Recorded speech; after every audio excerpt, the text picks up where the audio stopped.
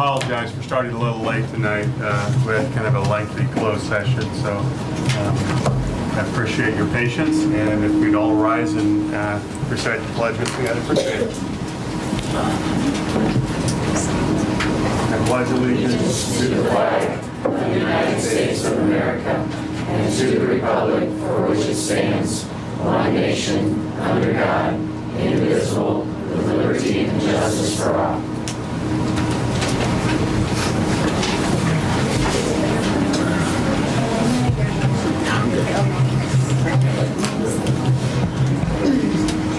Okay, excuse me, roll call. Director Katie Erdley was sick tonight and unavailable to make it by telephone or not, so she has an excused absence tonight. So we have 6 members present at the board meeting. Could I hear a motion to approve this evening's agenda?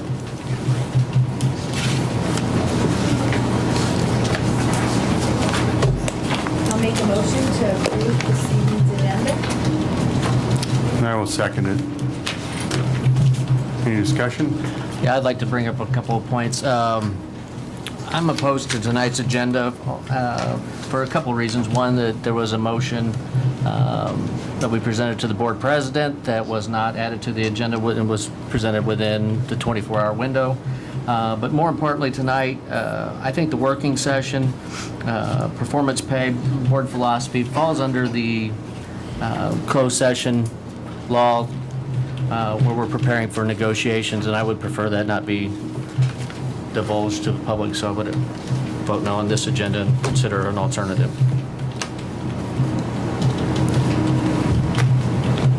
Okay, Rich, having heard that, any further discussion?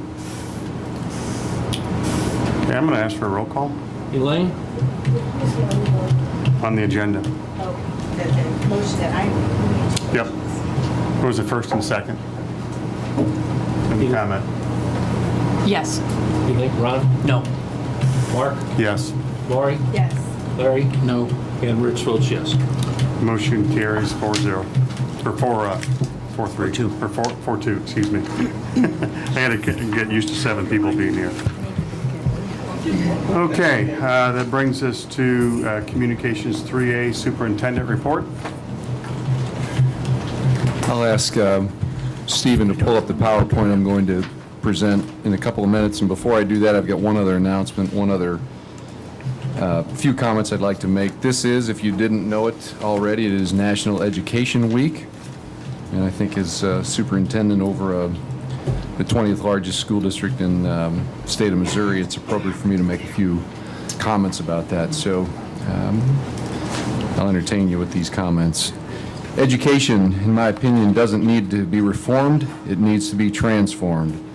The key is not to standardize education, but to personalize it, to build achievement on discovering the individual talents of each child, to put students in an environment where they want to learn and where they can naturally discover their true passions.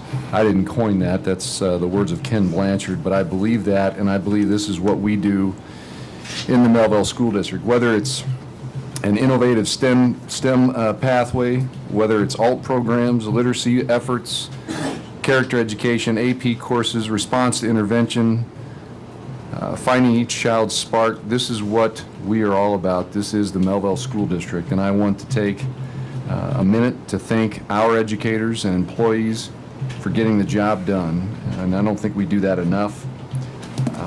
Our human resources in this district are the heart and the spirit of what we do. We need to make sure we are lifting our human resources up in all that they do and not tearing them down. Extraordinary efforts and performance come when people are made to feel extraordinary. As superintendent, I'd like to personally thank all of our human resources, including support staff, teachers, and administrators, for being those in the arena, the doers of deeds.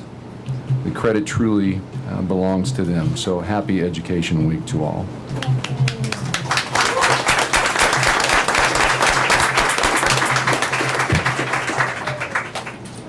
So this was actually a request from the board. I've been played a role in getting together with a lot of superintendents across the state to attempt to find a resolution to the unaccredited school problem that has directly affected the Melville School District because we are part of that transfer program, by the way, without having any say-so in that.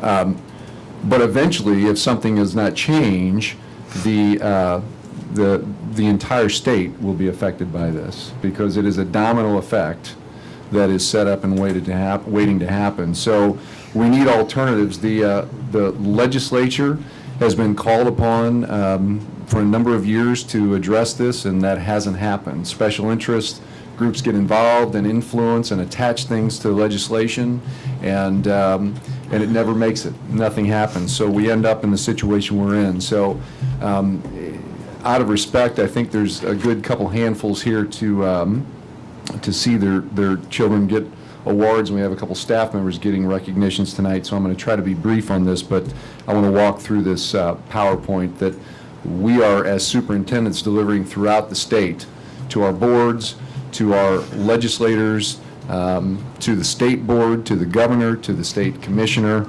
and trying to help them understand that we think this is a viable plan. So just really quick, these organizations, the Missouri Association of School Administrators, CSD of St. Louis, CSD of Kansas City, and the Southwest Center, which is a cooperating school districts group also in the southwest portion of the state.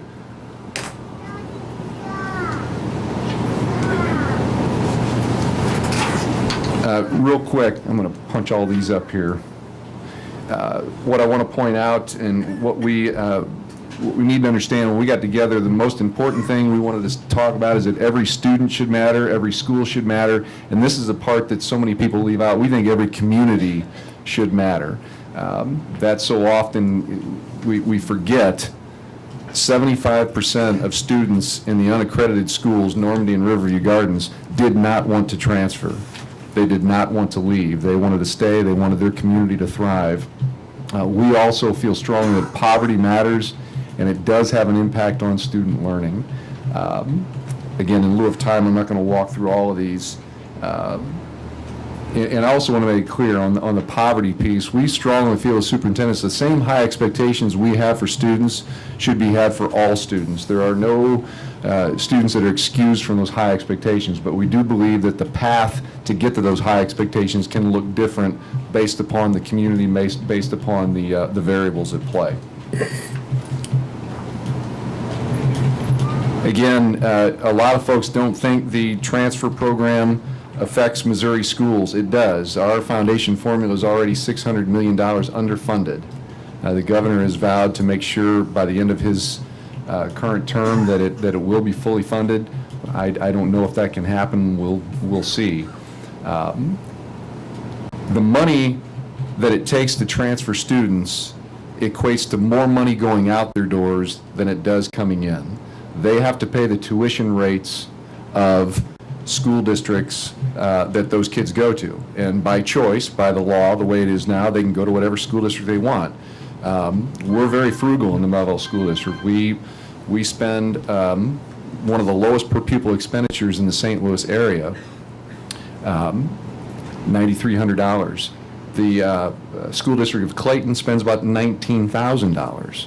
So if kids have a choice and they go to Clayton, that's a lot more money going out the door for Riverview or Normandy than it was coming in. So it does put them on a path to bankruptcy, and somebody has to pick up that tab.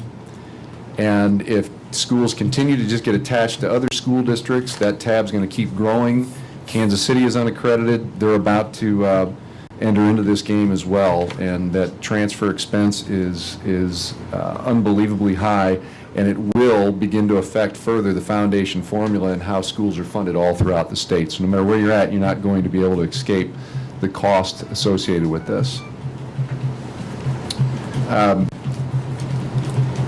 Put these all in really quick. This is just a sheet that talks about the current process, the current accreditation process. The current process focuses on complete districts. A lot of people don't realize this. For instance, even though St. Louis City is provisionally accredited right now, some of the highest performing schools in the state are in the St. Louis City School District. A lot of people don't know that.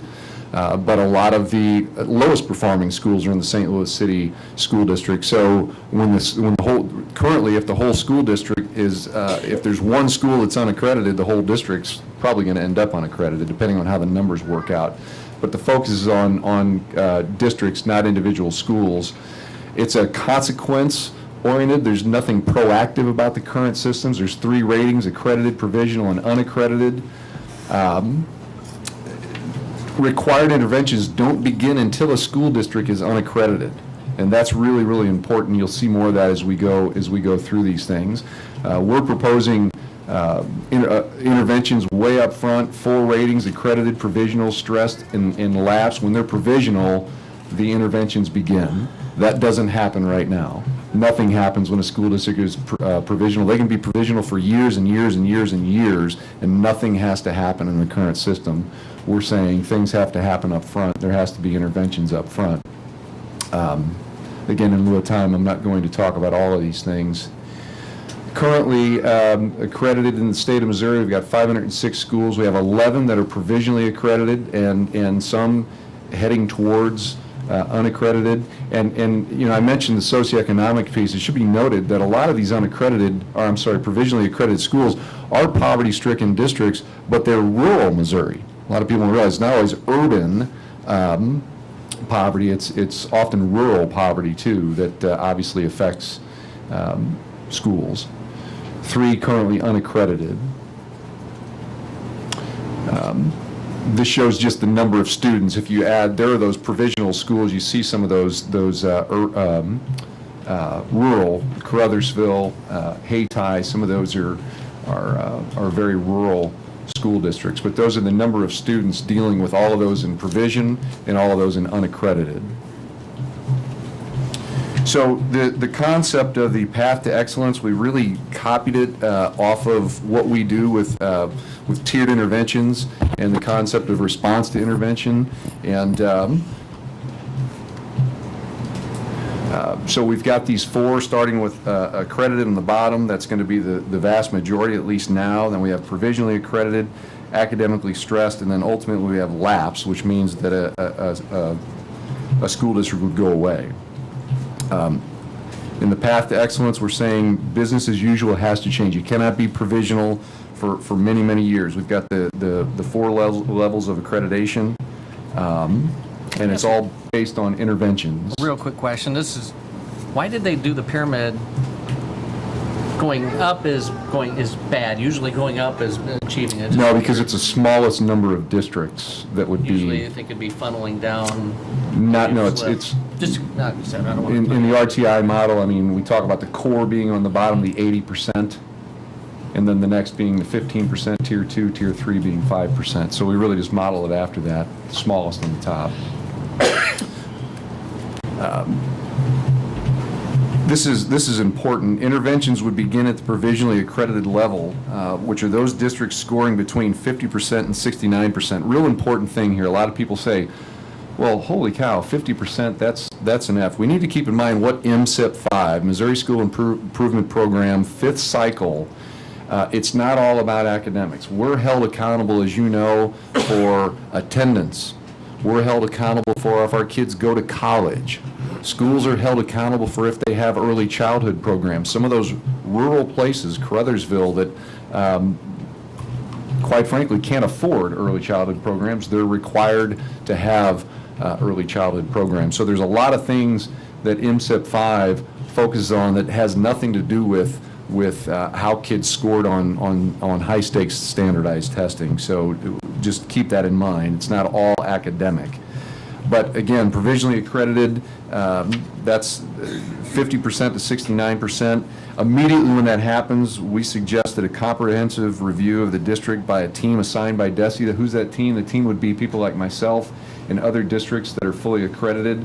DESE would make that decision of who those folks are. And the focus would be on their underperforming buildings, not on the entire district, but the focus on the underperforming buildings. The review team issues a report to DESE, and for districts, this doesn't work for all districts, it would for a district like ours, but for districts that have multiple school buildings, we do think that if one of the buildings is unaccredited within that district, that we should and could allow transfer by choice within that district, not outside the district, but within that district. Again, that wouldn't work for all, it wouldn't work for some rural situations where the next district is hours away by a bus ride. But we think that during that provisional, that students should be able to transfer inside the school district if it works for that district. You have to show growth in 5 years in provisional. Again, compare that to now where there's no limit. The school district of Normandy has been provisional since 1996. 1996. By our plan, we would have intervened 17 years ago. Okay, so that shows how bold and different this is. So they can no longer be in provisional forever if they don't move in 5 years, and we want that trajectory going in the right direction during those 5 years. The team comes in, makes recommendations. At the beginning, if the trajectory is good, and there may be autonomy left for the school officials to implement what they think would work. If the trajectory starts going the wrong way in those 5 years, those suggestions become forced implementations.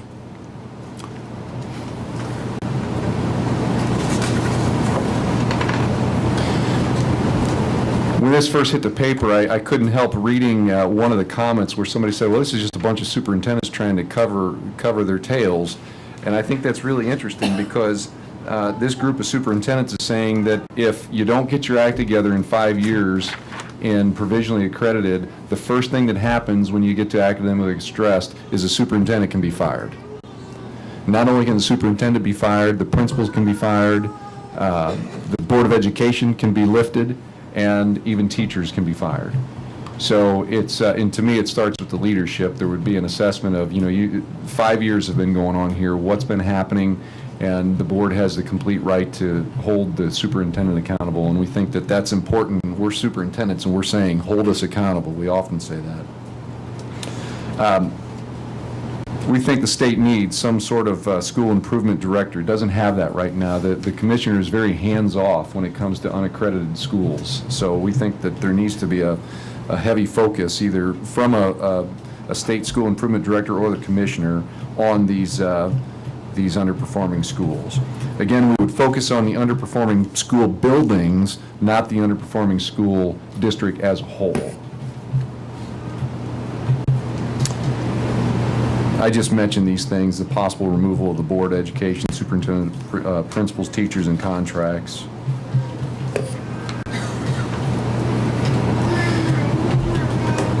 When a school becomes academically stressed, what we're suggesting, instead of students transferring out of that district, we're suggesting a school improvement district be formed in the state. This has been done in other states, and it can be quite effective. And what that means is, let's say there's an elementary school in Riverview Gardens that goes unaccredited. Instead of those kids getting on the bus, draining the money and coming all the way down here and leaving the system, they could contract with us. And I say contract, we wouldn't be appointed, but they could contract with us to take over one of those school buildings. And we would inherit their staff, we would inherit the funding for that building, and we would have the leadership over that building. And as we already said, we could determine right away that the staff has to go, and we start fresh. But that's the idea of what we see as a school improvement district. Instead of students leaving and going somewhere else and letting that district and that school be decimated because of a lack of funds, we would actually be inside of that district. I think, Lori, if you remember, that was a conversation you and I had way at the beginning of this. And again, without getting too much into the minutia, if a district stays as academically stressed for 5 years and does not climb back out, then the ultimate in-school transfers happen because that district becomes lapsed. And those students are automatically all placed in a a fully accredited school district. So when people say there's no choice in here, it depends how you define choice. There's potentially the choice early and provisional to go between schools in a district, and then ultimately, if they're lapsed, then every single student in that district is going to be placed somewhere. And the state has the right to do that in many different ways. They can parcel those students out like they currently are through a transfer program. They can attach it to another school district that's fully accredited, but that's what the state can consider at that time. They decide, Eric, if they're going to use a flat rate, or, we had kind of talked about that it would only be fair to, or is it coming up? Okay. Well, there would be no need for that except for the existing students. We'll talk about that in a minute. But it would do away with the transfers as we know them for any future transfers as we know them, because every single student would just be moved and all the funding would either be attached or what have you. But the state would parcel that out. This just gives an idea the difference between provisionally accredited schools and school districts. If you look at all of these provisionally accredited districts, on the left, you see their individual schools, the number of their schools that are scoring under 50%, and on the right, you see the number of their schools that are above the 50%. Okay? So, and again, they're all considered provisional. The reality of it is here, we're only talking about 37 schools that would be below that versus the total of 102.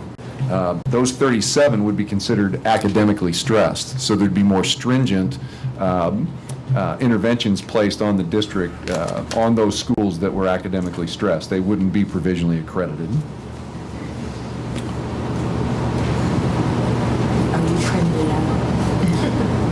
Additionally, just looking at this new model with the currently unaccredited school districts, you get Kansas City, Normandy, and Riverview Gardens.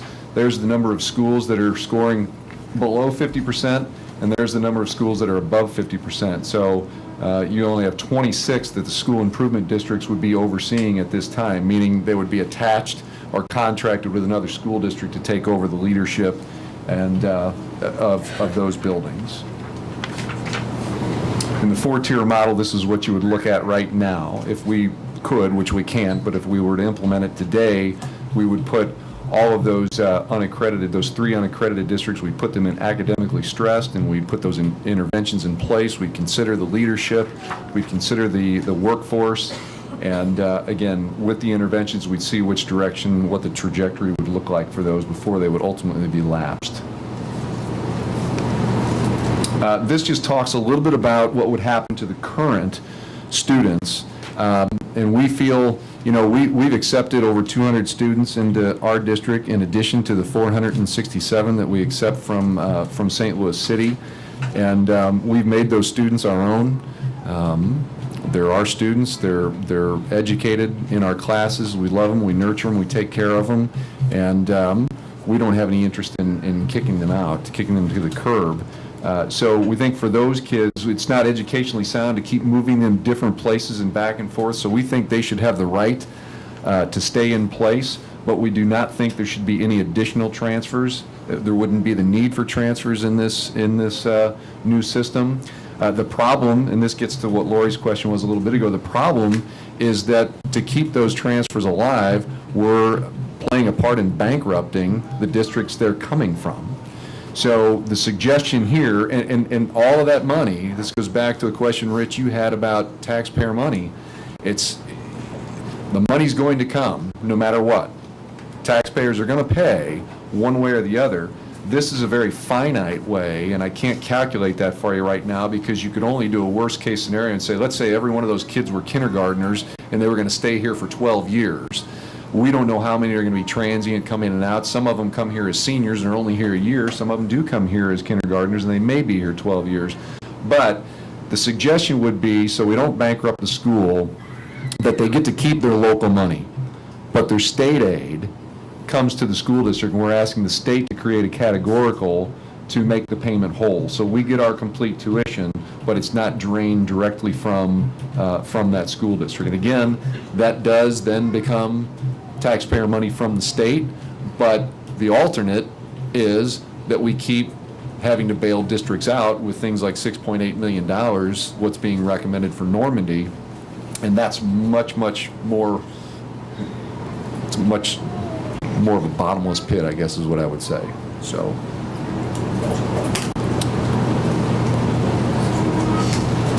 And obviously, those numbers would diminish. The number of kids, approximately 2,600 kids transferred all over out of Normandy and Riverview, and that has diminished already over time. As schools would move back in the right direction, and even as things like winter approaches and travel is more of an issue, those numbers are probably going to diminish greater anyway. So we've seen that also with the over the years with the St. Louis City program. Again, this is, as superintendents, we just really felt that it's about students, it's about schools, it's about communities. The interest groups are shooting this down already. If you pay attention to some of the smaller newspapers out there, the special interest groups, they don't like it because they say that it doesn't give choice, and so therefore we don't care about children. And what I think is really interesting about that comment is 75% in one district, 80% of the children stayed where they were at. And how does it say that we care about kids if we're willing to bankrupt the resources that they need to be educated in their district? So that's where we think there's a real conflict in those that are opposing this. And I can't help mentioning that those are opposing our special interest groups. So we're excited about it. I met with two of our local Republican legislators the other day, and they were very excited about the program, and I think interested in hearing more. We know the legislative session begins January 1. The reality of it is this does not take legislation. If the State Department would be willing to adopt this, the situation could be fixed just by how they handle the accreditation process and being more proactive. But we don't know what they're going to do. They have not really sounded off on it yet. It has been presented to them, so it's somewhat of a wait and see. That's it in a very fast nutshell. There's a lot of minutia that goes along with this, and I didn't want to go into all that tonight. So, but I will answer any questions if anybody has any. I do have one, and I'm going to try to first make sure I understand it right. And from what I understand, a district would be given kind of that grade, that pyramid grade, as to whether they're maybe provisionally unaccredited, regardless of how many schools may be participating in that. We would be focusing on the individual schools, Okay. not on the school district. So, again, I'll give you an example. I believe I'm right in saying this, in the Normandy School District, their elementary schools would all be accredited. It's their middle school and their high school that is unaccredited. So technically, they would be stressed right now. So there would be another district contracting to take over that high school and that middle school, but they would not be removing them from the community, removing them from the district. The leadership would oversee and come in and do what they need to do with the existing leadership and teacher force. And that's what I was kind of getting to is do you perceive there being an issue where maybe, for instance, a majority of the schools or a good portion of the schools within the district are doing well, but yet that district is unaccredited, and then the state or that accountability, I don't know, for lack of better terms, being over-applied if the majority of the schools are accredited. It just seems to be a little bit of a tug-of-war between the whole district and individual schools and then accountability. Yeah, I guess the other thing to look at too is let's say in a district you've got, let's just say you have eight schools and 3 of them are unaccredited. Instead of the entire district being unaccredited, those 3 schools are, and they're in essence removed from that district. So now that district can focus on what we're already doing well, Okay. and maintaining and maybe putting more energy and keeping them going the right way. And then when the contracted district steps in, takes over, and keep in mind, some people hear that, they say, oh, so we're going to be sending all of our teachers and all of our administrators. No. We all stay put. The leadership has the ability. I would, if it happened to us, just like I have Beerbaum and Rogers Elementary School, I would now have X Elementary School also, but I would have their staff too. but I would then be agreeing when I was contracted to make decisions about that staff, and I'd start with the principal. Is the principal effective? Is the principal leading? Is the principal getting out of the employees what needs to be done?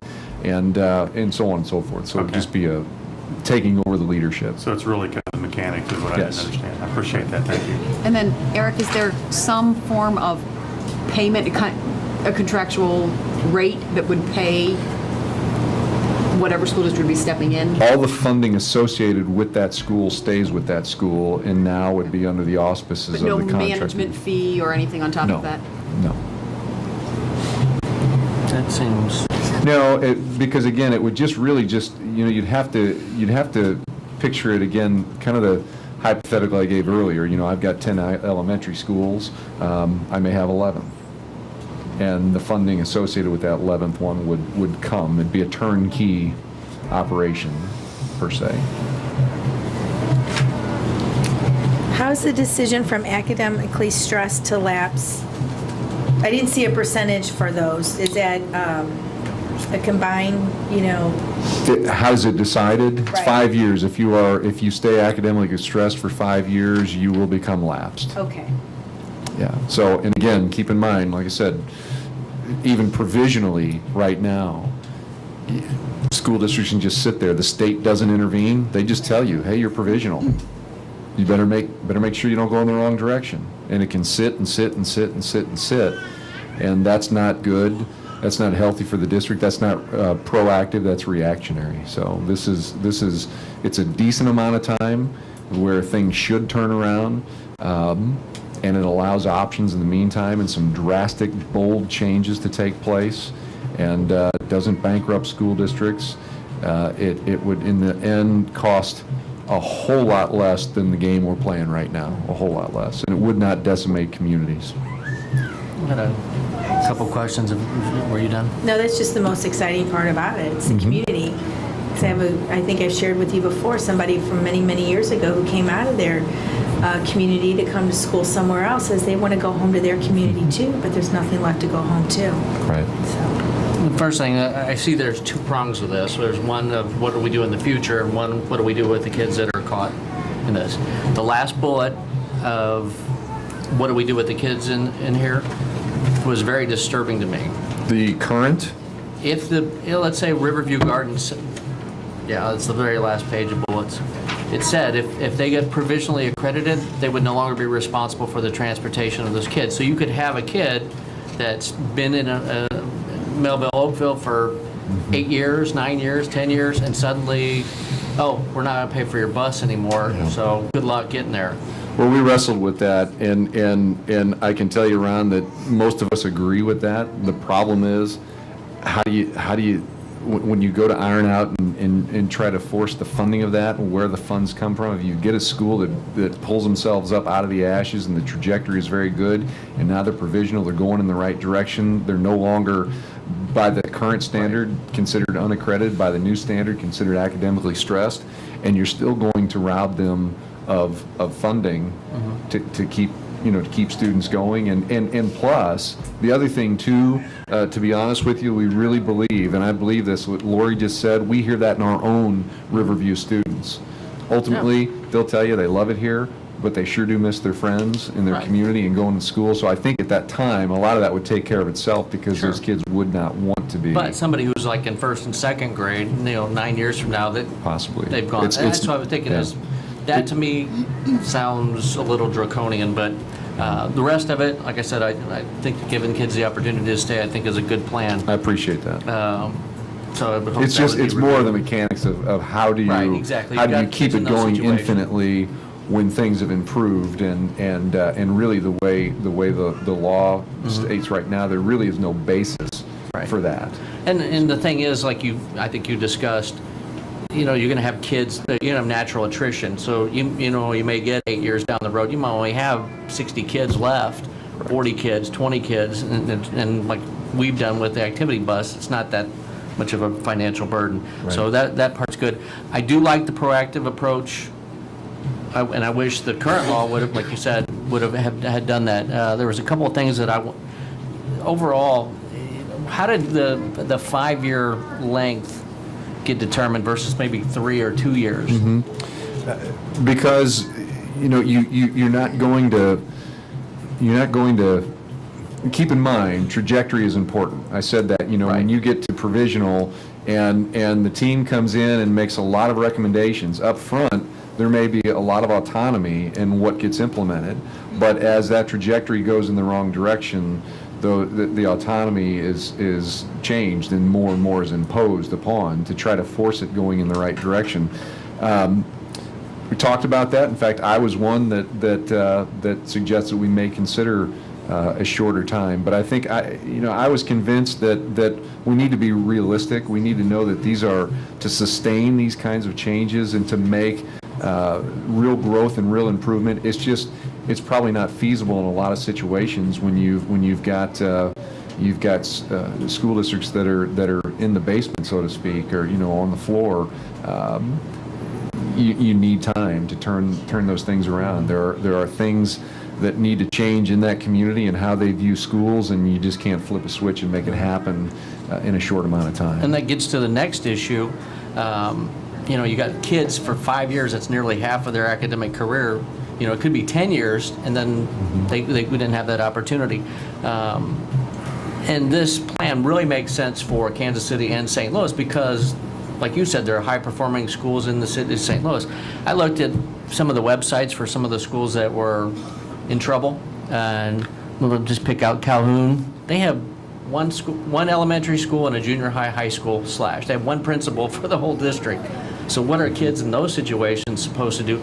And I'll bring up even Melville. Let's long time from now, let's say one of the high schools becomes unaccredited. We don't have room to take 1,000 kids from one high school to the other. What's the suggestion Well, there? let me address the first question about the rural. First of all, that's no different than the problem they have right now. Right.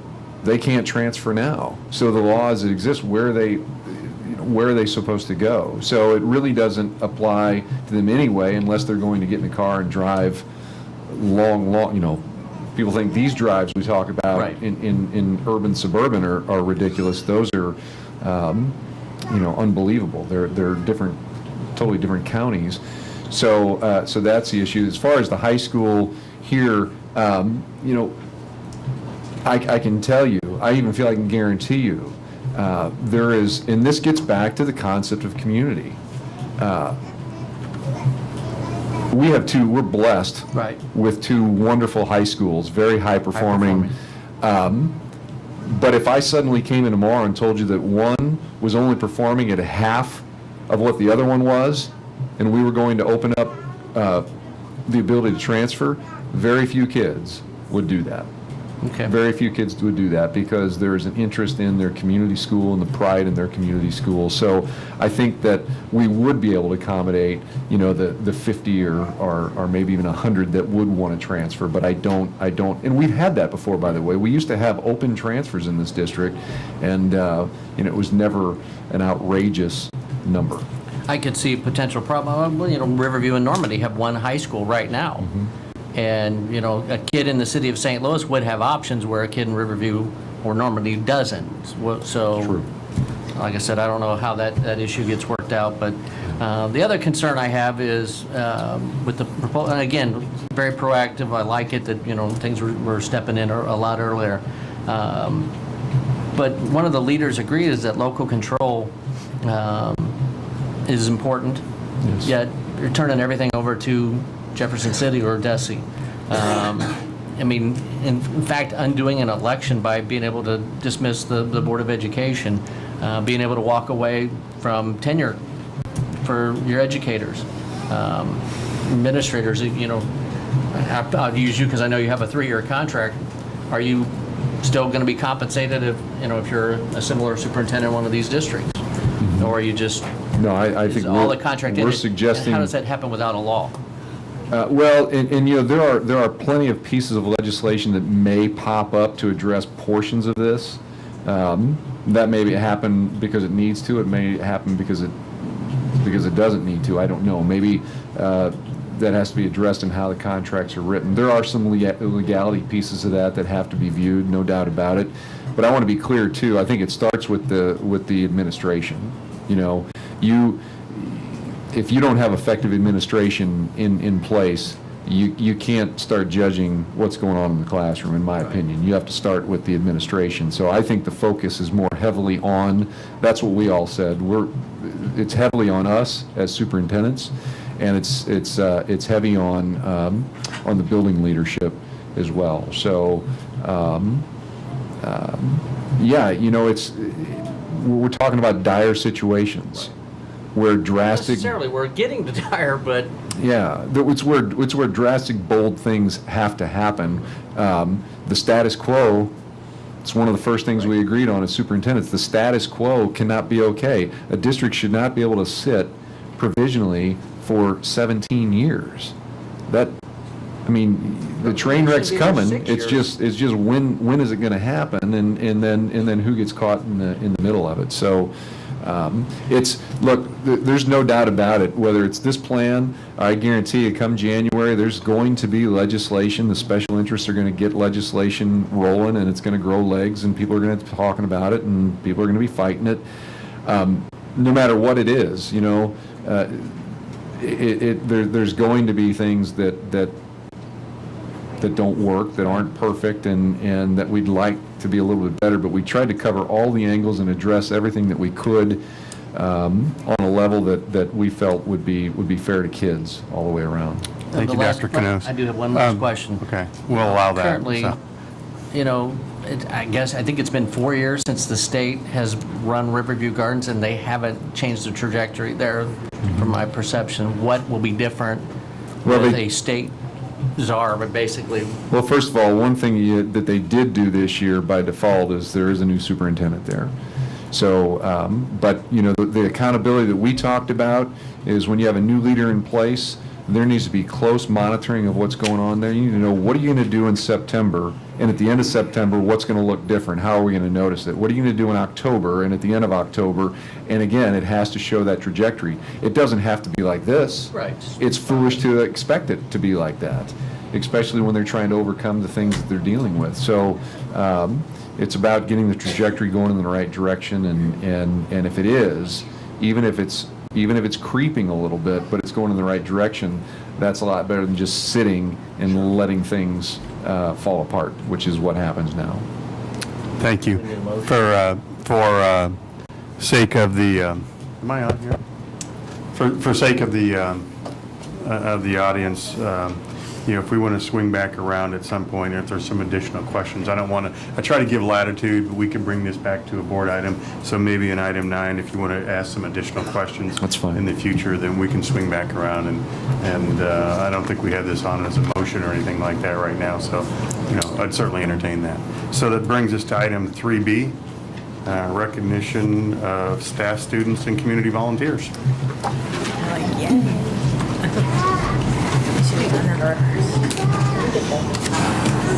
The list of people being recognized.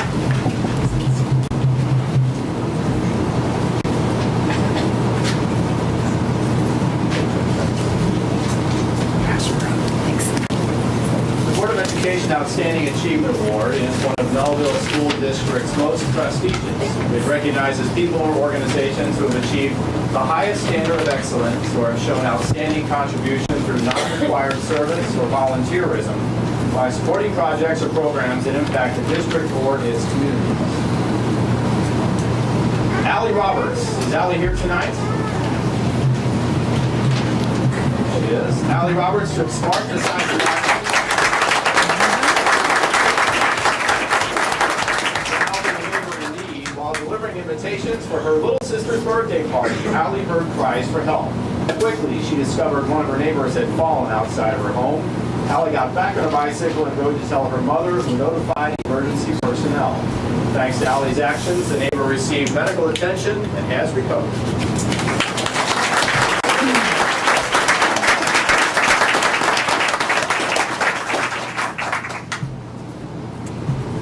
Michael Wagner raised $5,000 for the Down Syndrome Association of Greater St. Louis. This is his third year participating, and his efforts have raised a total of $26,000. Michael joined the St. Louis Cardinals for pregame celebrations on the field. As a result of his efforts there, he stood with Matt Holliday. There are a couple of staff members here tonight from Oakville Elementary Schools who take part in recognition of Michael, Diane Curtis, and Christine Hauer.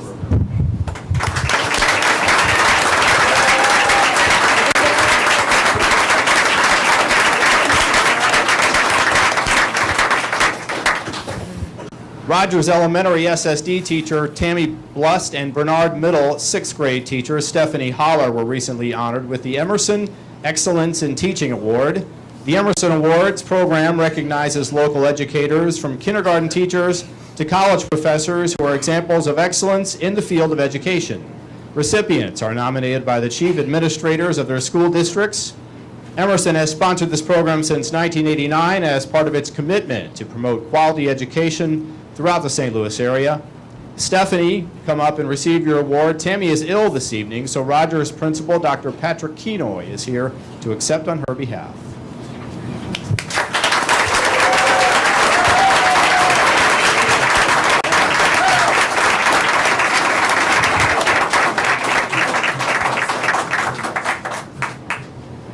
And those are tonight's honorees. Please give them all a round of applause.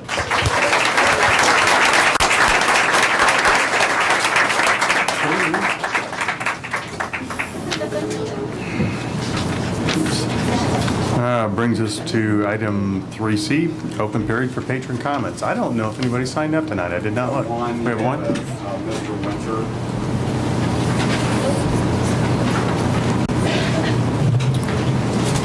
Jeff Winter?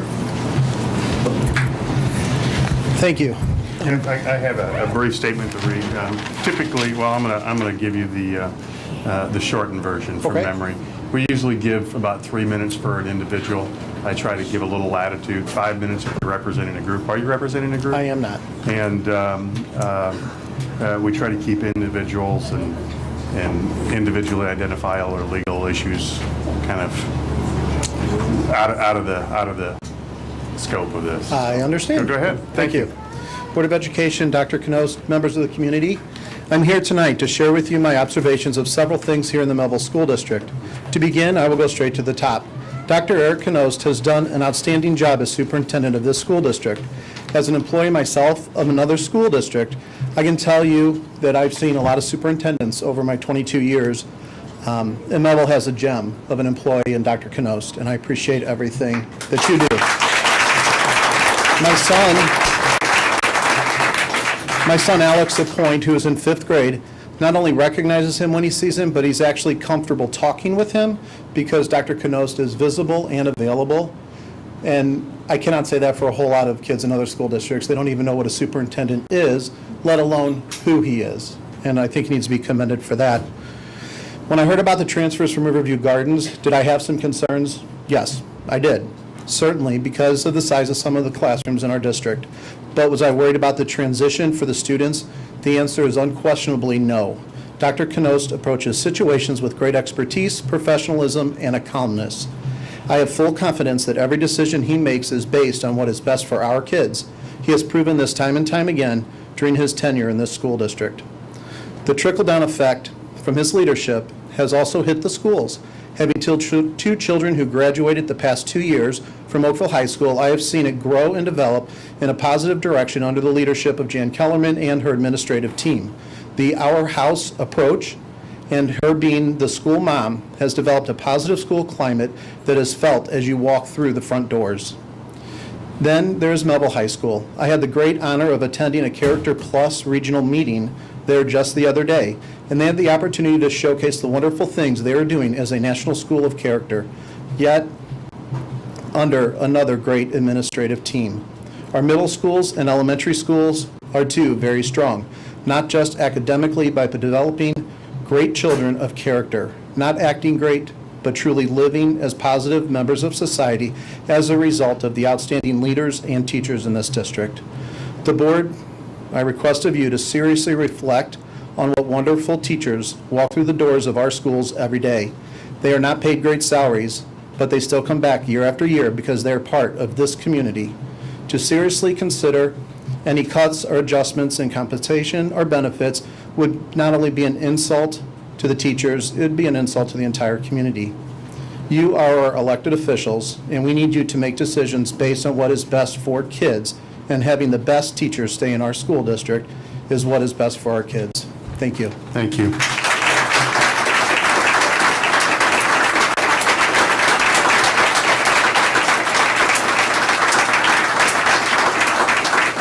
Okay, reading and consideration of communications and petitions and report of secretary. Anything today? No, sir. Okay. Brings us to item 3D, board member committee reports or comments. I think that's a typo. It should have been 3. Yeah, I'm saying it is. It is 3E. I'm sorry, it is a typo. Okay. Are we going to wait for the compensation till later? Yes. Yeah, I think so. Some of that philosophy will come out. Brings us to item 4A, B, C, and D, action items by consent. And do we have an addendum, including addendum 1, 2, and 3, 4D, 1, 2, and 3? Is there a motion on action items by consent?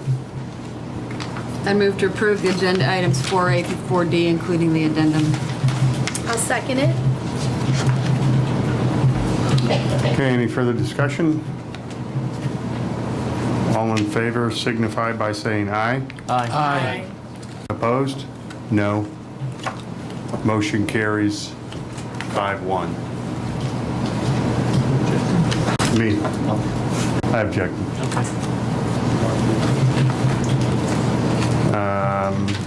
Item 5, community donations.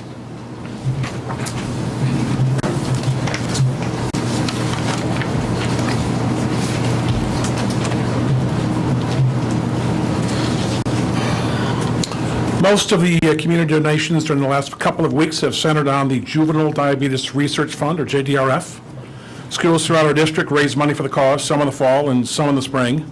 Walk so far this year, Bernard raised $625, Rogers $842, Oakville Elementary $700, Beasley $201, Oakville Middle $800, Melville High School $537. The district so far has raised nearly $3,700. Other donations: Oakville High School donated $3,500 worth of canned food to Feed My People, plus $1,500 in supplies to the Fisher House, which is at the VA hospital, and $5,000 in cash to Operation Never Forgotten, which provides services to wounded veterans from the wars in Afghanistan and Iraq. Melville High School's Key Club raised $227 for UNICEF, which is the United Nations Children's Fund. And the 4th grade musical food drive at Blades resulted in the collection of 377 cans of food, which will also be donated to Feed My People. Thank you, John.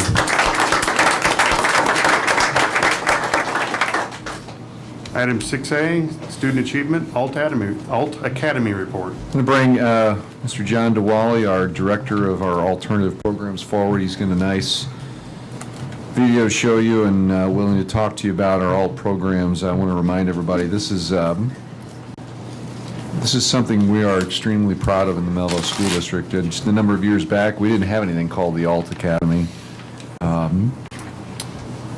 We've developed something that is ended up being a catch-all for a lot of students, and as we poll students, we find out students that say otherwise they would not have graduated, and we're just thrilled with what's going on in our alt academy. So without further ado, I'd turn it over to Mr. DeWally. Have the video first. The video. You do that.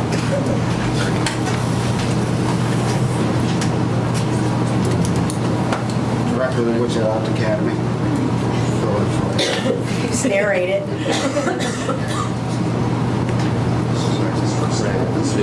Houses one of the district's newest innovative programs.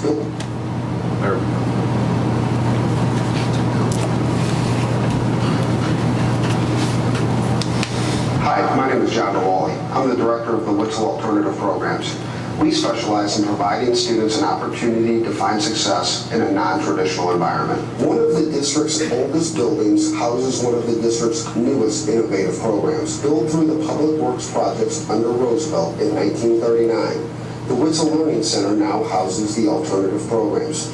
Since opening in 2009 with the Alt Academy and 30 students in one classroom, the program has expanded to 4 classrooms, including the Freshman Academy, the Virtual Academy, and the Homeschool Academy. I think it's working because there was definitely a need. I mean, we all can't do it the same way. Our academic standards are really high.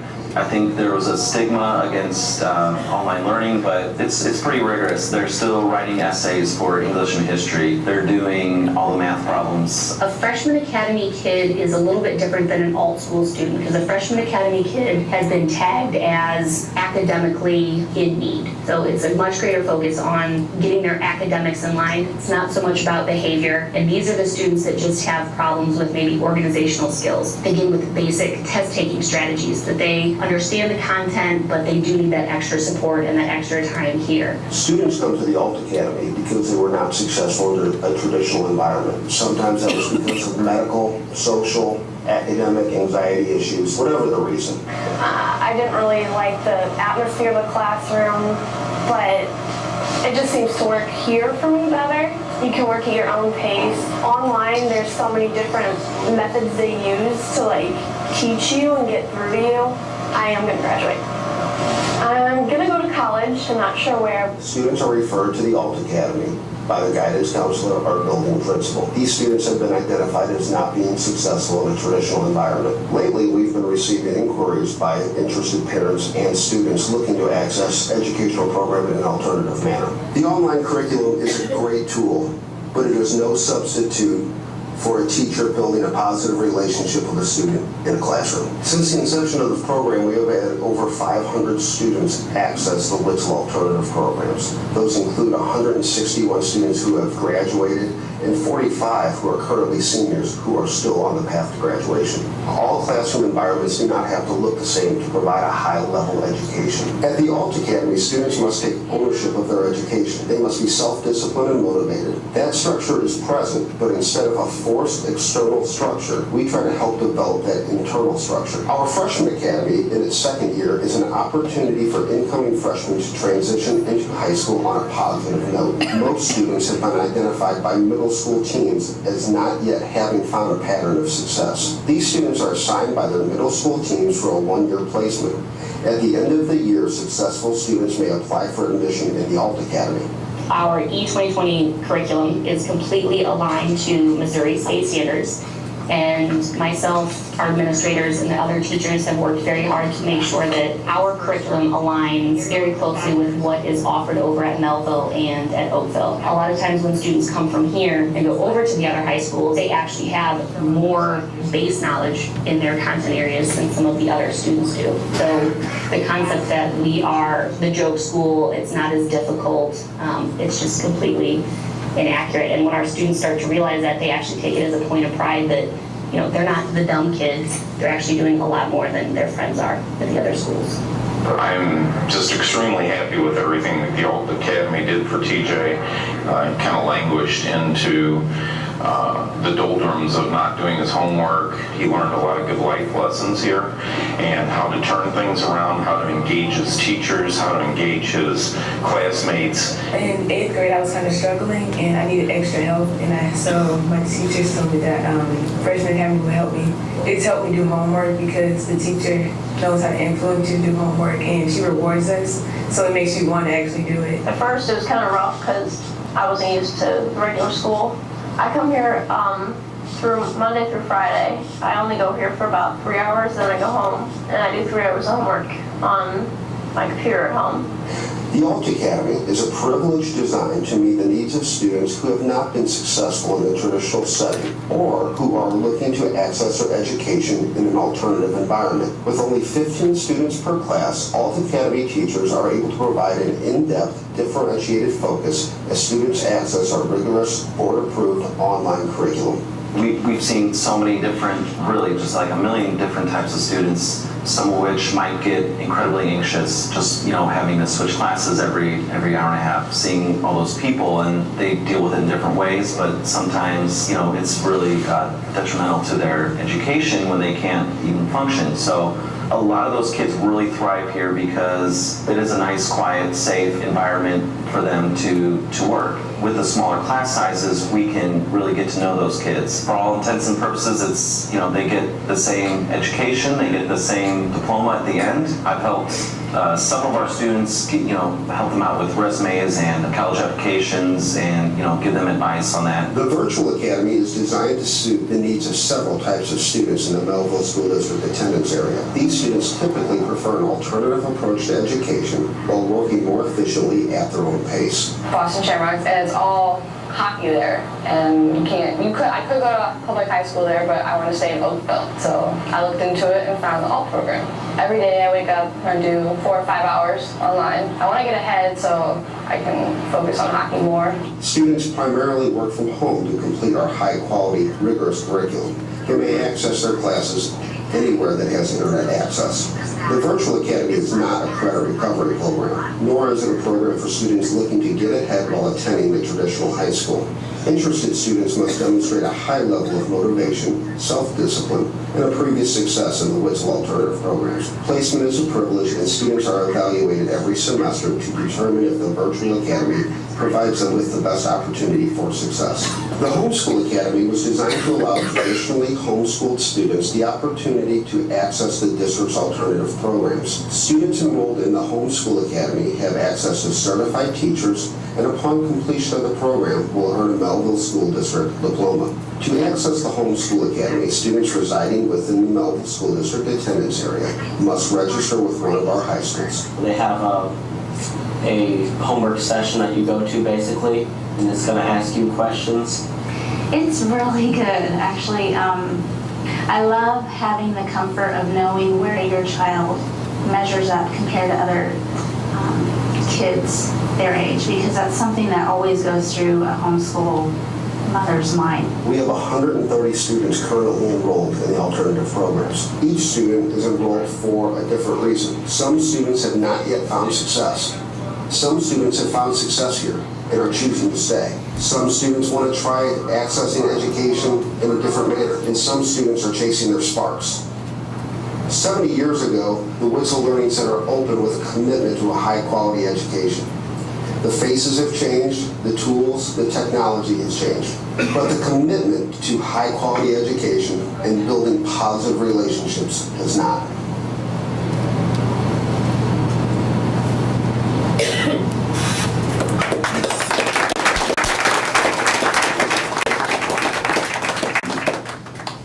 Thank you, John. Anybody have any questions for John? I just have one question, but first I'll make a comment. Just that I think it's fantastic that we have these options. I do know people who are in the program, and so this is my question. The only concern, and I will tell you they're very complimentary about the program, but the only concern I've ever heard is coordination with the high schools. This is with Alt Academy on days like early release days or half days or things that are different, beginning of school.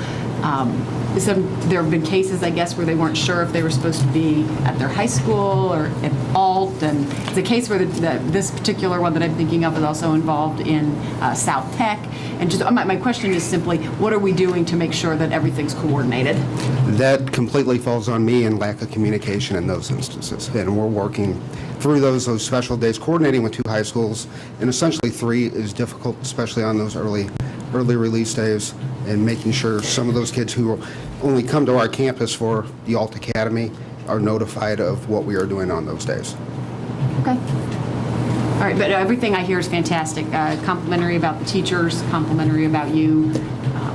So I was just curious how that was being handled. Thank you. John, I just had a quick question on your very last point, need to expand curriculum offerings. Can you expand on that and tell us a little bit more what you mean there? Sure. As some of our students are enrolled in the Freshman Academy and are successful and choose to stay, we currently offer 30 courses.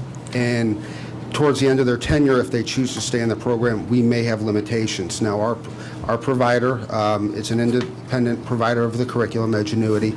They do have additional courses, and they are developing more and more, some of those in regards to STEM and code, computer coding, that we're interested in getting our students involved in. How about the middle school at-risk population? We are looking to maximize our program, and we have I say we, I mean our staff, especially Lord Widmer and Mark Sauer, have gone at great lengths at aligning the curriculum we currently purchase through Edgenuity with our curriculum, making sure it's apples to apples, and we have some availability for the middle school as of now.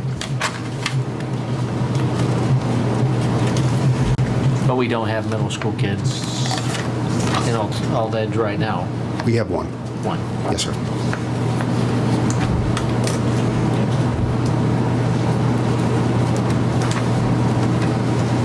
It's awfully quiet. Okay, can I have a motion to approve John's report on the Alt Academy? So moved. Second. First by Rich, second by Elaine. All in favor signify by saying aye. Oh, I'm sorry. First was by Larry. I stand corrected. All in favor signify by saying aye. Aye. Opposed? Motion carries 6-0. Thanks, John. Thanks, John. Okay, brings us to item 7A, fiscal responsibility, requisition number 20 of the auditorium project.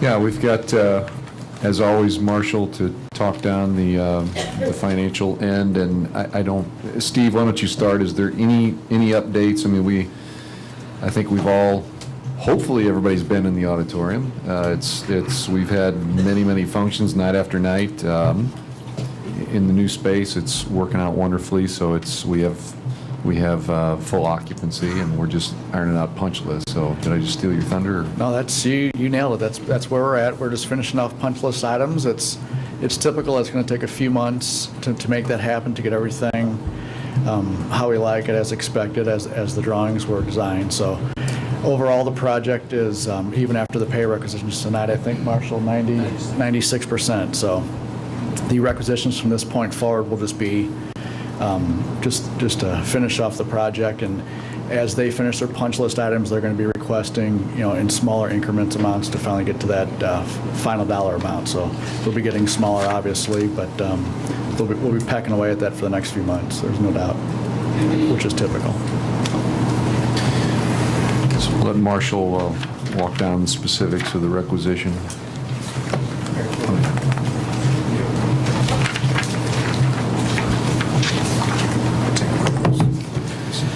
We received some invoices shortly after the deadline to make the board book. So I'm passing around some additional invoices that came from Wright Construction. I'll wait for those to pass around. While those are going around, Marshall, just to be clear, these aren't, when you say additional, this is nothing unexpected. Yeah, these are nothing- not additional expenses. It's just that in the normal month, every month, we've received their invoices in time to make the board book. So yes, these are not additional expenses.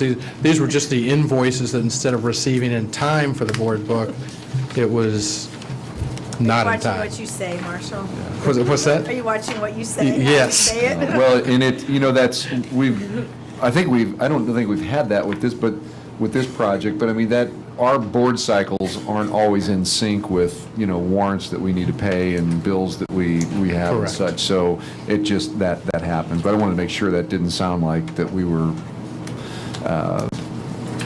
receiving additional charges for anything. This is the business that's already within what's approved. Yeah, these are the normal invoices. They were just received after the deadline for the board book. So basically, where that leaves us stand is we've paid $5.5 million, and then with the $261,000 in retention, that puts us up over $5.7 million.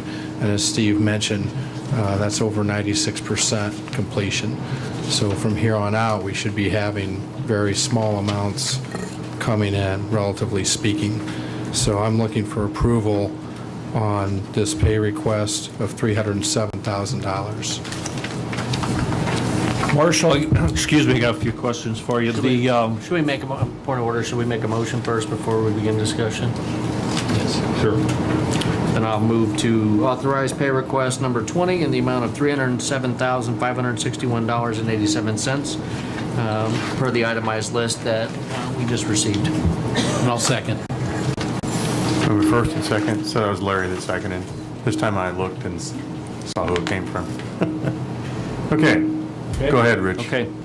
On the, I'm looking at, I don't see a page number here. It's the Melville School District Auditorium Budget Summary. Adjusted base contract, the first column, it says the total to date is $4,724,259.70, and the remainder is $270,740.30. So for the sake of the folks out here, that is the remainder of the budget, or the remainder of money in the budget. That's the remainder of money in the budget, not the remaining amount we expect to spend. Okay. We should be under budget. And that is different from the contingency column, which is the last column, which is showing a remainder of $177,533.85. So that contingency would be added to the remainder in the total budget? The contingency of 177 is the remaining budget amount to get to $6 million, but once again, it's not how much we expect to spend. But it's within that 270, correct? The That's- 177 is within that 270. It's not additional to the Okay, 270. that's my But- point. Yeah, that's correct. Okay. When you add, all the way to the right, when you add the total to date, it's $5,500,000, plus the remainder number of 499, those two numbers add to $6 million. Right. But we don't expect to spend $6 million. I understand. And then explain for all of us I guess the definition of reimbursable expenses. I'm showing a remainder of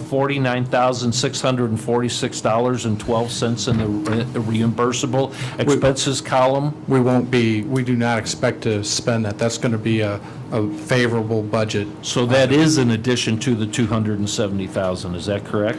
Well, that's part of, the two, on the contingency, that's like $210,000 or so. That's not part of the reimbursable expenses, but in I guess the initial stages of this project, there was around $100,000 budgeted for the reimbursable expenses. We've spent $50,000. We will just spend a small additional amount. So that's a separate budget? That's a separate Oh, part okay. of the, All that's, right. yeah, that's a separate part of the $6 million budget. Okay. And that's going to be a favorable budget variance. We'll come in. So it's possible that 49,000 or 49,646 or in the neighborhood of there is going to be left over. That's exactly, yeah, in the neighborhood, Okay, so roughly. and that gets me to my final question, and I'm not doing the math here, but it looks like we're going to be in the neighborhood of $250,000 at least left over Well, in the no, total budget. no, because remember, look down at the lower left side where it says, near the bottom, it says build $5.2 million, retention $261,000. So that retention of $261,000 is still monies that will be billed coming through an invoice. But we keep back, initially, we kept back 10% of everything billed, and did not pay that until you get near completion. Once you get near completion, then the retention goes down to 5%. So that 206, that's why I mentioned earlier, we've paid $5.5 million plus the retention amount of $261,000. That's work that has been done but not billed. So once we get to a certain point, that will be billed. That will push us up to about $5,761,000. And there you've got then a little over $200,000. So a little less than $250,000 left over when we're all said and done. Somewhere around there. Well, right now, as of right now, you've got a little over $200,000, and then whatever it's going to take to finalize all of the touch-ups and final, dot I'm not lines. trying to tie you to a particular number, I'm just trying to get a ballpark. We've been here. targeting anywhere as close as we can get to 200,000. I'll be happy with anything because Okay. it's that much under budget. But probably, the way I analyze this right now is you've got the 270,740 remaining. 177 of that is contingency. Beyond that, it's already, for lack of a better word, earmarked for something. I got that. And we'll have some additional expenses, but we're still going to be significantly under budget. And the goal is as close as we can get to 200,000. That'll be great. Right. Could be 175. So, which brings me to my final question. What happens to that money when we're all done and everything's checked off and everything, and we have maybe between 150 and 200 left in that budget? Where does the money go? Does it go back into operations? No, it can't go into operations. I didn't think so. It has to stay for construction Right. projects, so it would be with the facilities. So it just goes plan. back into that account? Okay. All right, that's all I got. Just for clarification, because I'm thinking I might have misunderstood something that you said in response to one of Rich's questions. The balance remaining in contingency. I thought you said that that is part of the 270 remaining in construction, which it's not. It's part of... 177. We've got 177 remaining in contingency. Right, but that doesn't have anything to do with the first column, with the construction expense column. That's correct. Okay, That's 'cause a different bucket. Okay, maybe I just misunderstood what I thought I heard you say to Rich. No, that's a different bucket. The Right. 177 is a different bucket. So maybe I And just... a lot of the 270 is the retention It's a separate budget, Right. but it's already accounted for. Yeah. Right, I understand that, but if we add these all up across, they're going to add up to the 499. You're right. Right, Yes. okay. Yes, that's a Correct. good way to clarify it. Yeah, right I mean, there. that's what I thought, but that's not what I thought I heard you say.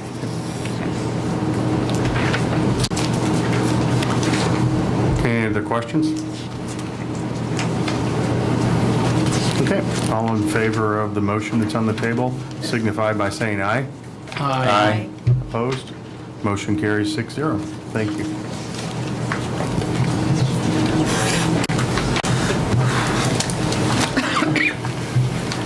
Brings us to item 8A, board policy revisions, first read. And that's a thick book. It's a thick book, and Mark's here. I want to stress that these are first reads, which, it's been our practice that you don't have to come to a board meeting prepared to approve these, even though they're put out in the book before the board meeting happens. The idea is to approve them at the next board meeting, so we don't, obviously Mark's here to answer any initial questions, and probably the way we would handle that is Mark will make note of what your questions are, and then when we're asking you to approve these next meeting, he would present those answers. It's possible that he could have some of those answers now, but just something to keep in mind in lieu of time. If you have questions now, definitely ask them, but for the most part, this is delivered to you as a first read, and we'll bring them back for approval and to clear anything up next. Excuse me, Mark, what's your estimated time of completion on this? On these policies getting approved? How long are you going to talk? I have very little to say, actually. Yeah, that's the point. He doesn't have anything to say. Are you looking for a break? Less is more. No, I was going to just basically ask you, you have 17 policies in front of you. If you have any questions, I'll write them down. I'll defer those to the people that really oversee these departments, and we'll share those answers with you next month. I have two questions. Yes, sir. On the first one, BBFA, Okay. the notes at the back of this said that this was last adopted in 2011. And I think we probably need to double check, because we should have, if we're supposed to do this every other year, we should have approved that again. Okay. And I didn't have a chance to go through the minutes. Okay. I'll find out for you. And on DA, it talks about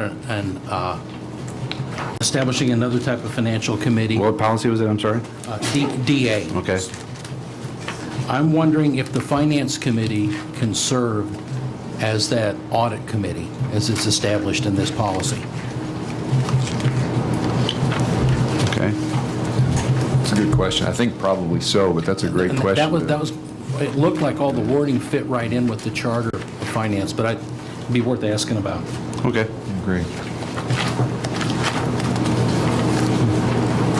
Thank you, Larry. That was one of my questions. Yes, sir. Check that one out.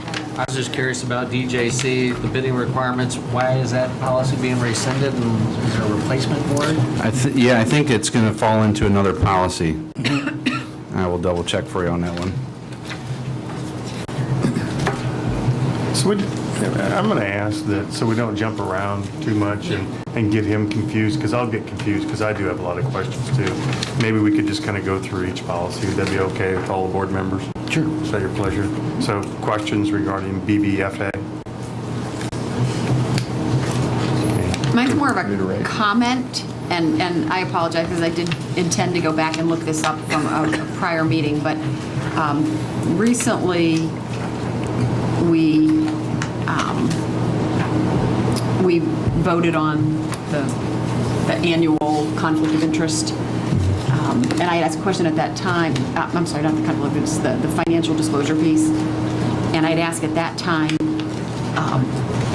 for a little bit of research or looking into why historically we don't do the annual financial disclosures individually that are required of other elected officials. And it's not unique to Melville. It's a school board thing, and I would suggest that we should be doing that. So it just relates to this, so maybe a little research into that background would be helpful. We'll make sure we have that. Okay. Thank you. That's for BBFA, correct? Correct. Yeah, and we're going to start at the top and just go right down for you, Mark. Any more questions or comments regarding BBFA? And I had the same comment as Rich. My question was, who would we see compromising or not compromising, but comprising the audit committee? My concern was, I would guess that probably a lot of the board members don't have a great deal of audit experience. So, maybe our expertise didn't lie there. So that was my concern with that policy. Others for DA?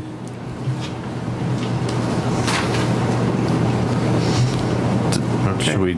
Should we do a bio break at all, or? Yeah, let's take 5 minutes. Okay. Return at 25 till. Okay. You're off the hot seat for 5 minutes. Okay, thanks. Good job, Mark. Thank you.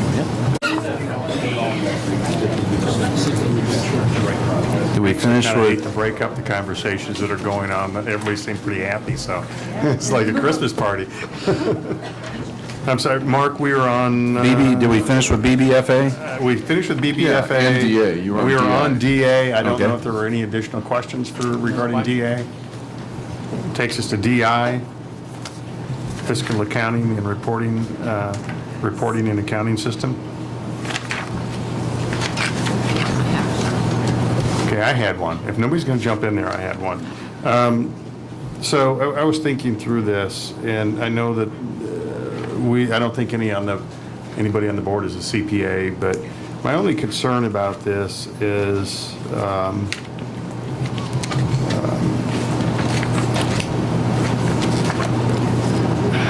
since the board really ultimately has some overall financial responsibility for the district, is there a method to let the board know of pertinent GASB standard changes?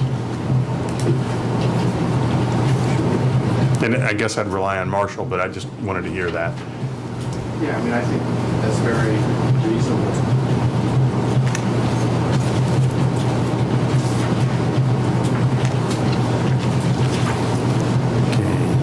No more on DI?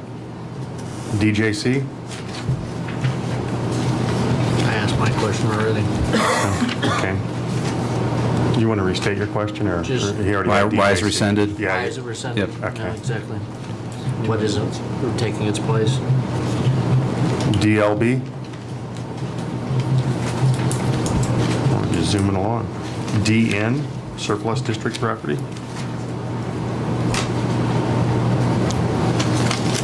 ECD, traffic and parking control. Yeah, I had one comment on this one. On the first page, there's a line that talks about vehicles on premise are now subject to search, which I thought was kind of an interesting addition to this one. No question, just an observation. Just comment, okay. I gotta find that. I actually had a question about that. Just gotta get to the right page. Should be on the first page. I just gotta get, within that whole, there it is.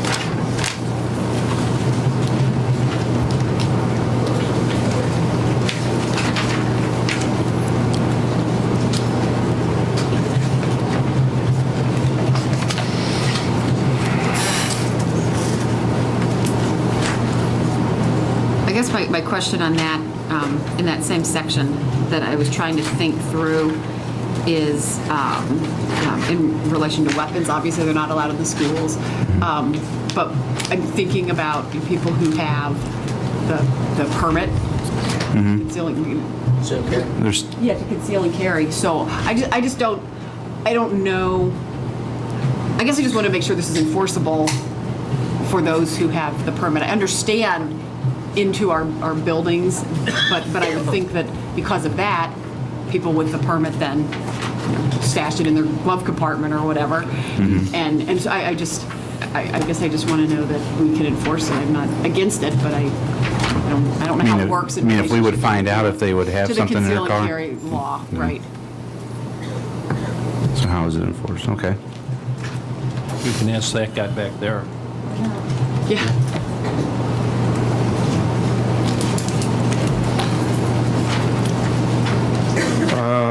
My concern, this was probably the one policy I had the biggest concern on, and I understand the need for a rule of order, especially, in regards to safety here. But my concern really dealt with, and I think similar to what Larry did, was due process. So it seemed to put district employee directives and allowing a decision to basically exclude a person from entering the property. That's kind of the way I read it, from entering the property again. So I thought that was a little excessive. I didn't think that there was any governance in regards to that. I thought maybe perhaps we were overstepping the authority of an employee. And I guess my preference would be to see that if they think that there's an impediment, then that maybe they should bring in, an officer of the law or something of that nature. Because ultimately, if you have a confrontive situation like that, you're going to be worrying about the employee safety as well too. Okay. So, so that there was 2 points on that. Are we going too far with the authority of district employees, and have we taken into account employee safety in it? And obviously what's going to be a confrontive situation here.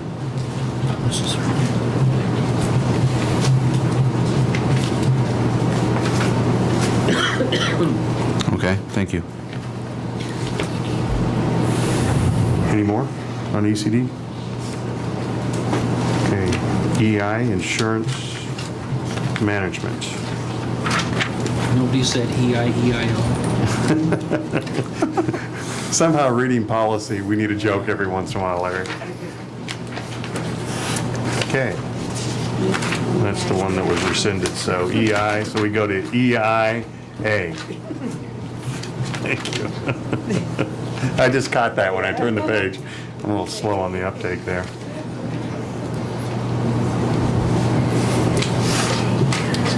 Okay, that seems to be good then.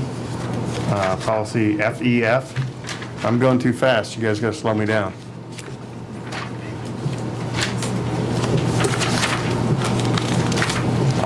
Okay, dual enrollment is policy IGCD. Actually, I'm sorry, you are going fast for me, and I'm just getting, Okay. I just turned FEF. Correct. We'll back up to FEF.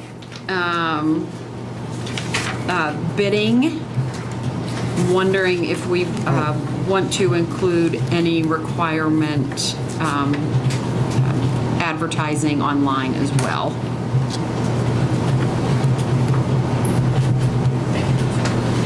Because I think we do. Okay. I think other modes of communication. Yeah, I mean, Such as it's the kind of website or- broad. I didn't know if you specifically wanted to state online through the website. Okay. I also had the question on the FEF, and I apologize, I missed this one.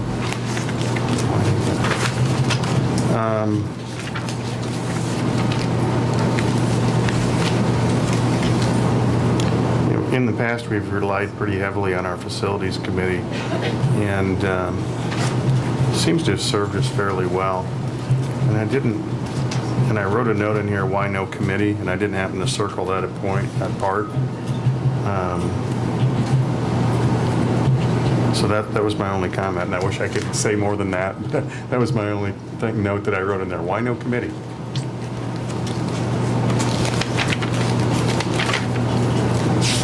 I can clarify that more in the future, Mark, I will, but I'm not Okay. going to hold it up. I'll make a note of it. Okay.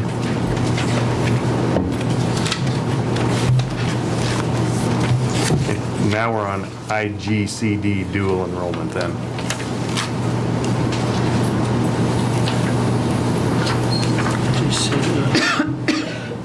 Is this involving dual enrollment, college, dual credit? Yeah, that one's collapsed. It's all Yeah, this one's pushed down rescinded. to That's in the next one. Yeah. Okay. Spelled out in great detail. In the next one. Okay, that takes us to IGCE then.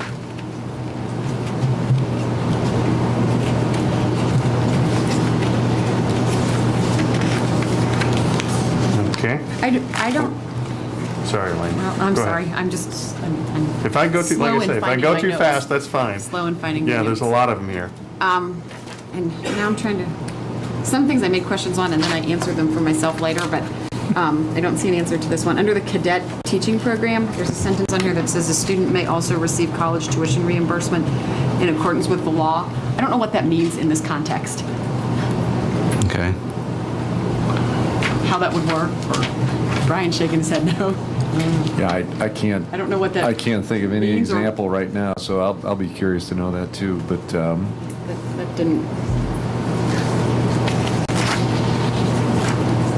the only thing I can think is if a student would be dual enrolled in college and maybe the college would have an articulation agreement on some kind of a work study. I mean, that seems like a stretch, but that's about the only thing. It wouldn't apply to us, but okay. you know, to keep in mind these are written in a generic way for Right, so all maybe something that we want to take out unless there's some legal reason that there's a state We'll find statute out. that says we This have to was have it in there. probably in a bill for one specific district. Probably, yeah. Okay. Takes us to IGD.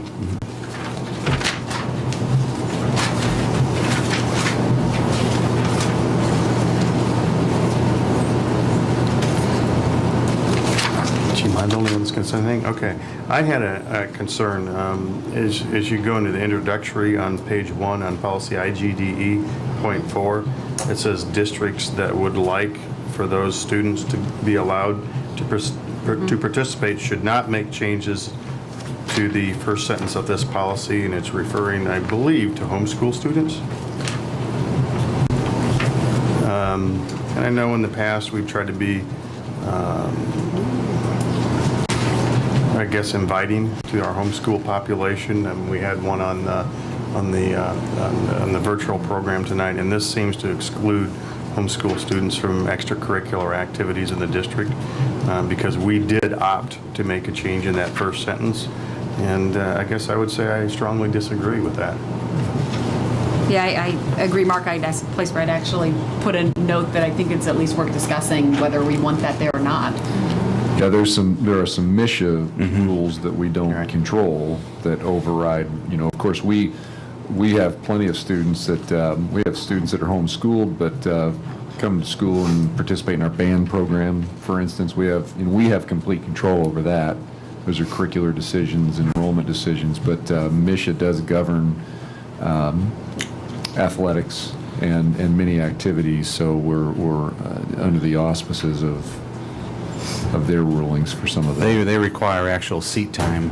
Yeah. And I think that's why that's there. And I understand that. I guess my concern is, can we strike a balance there?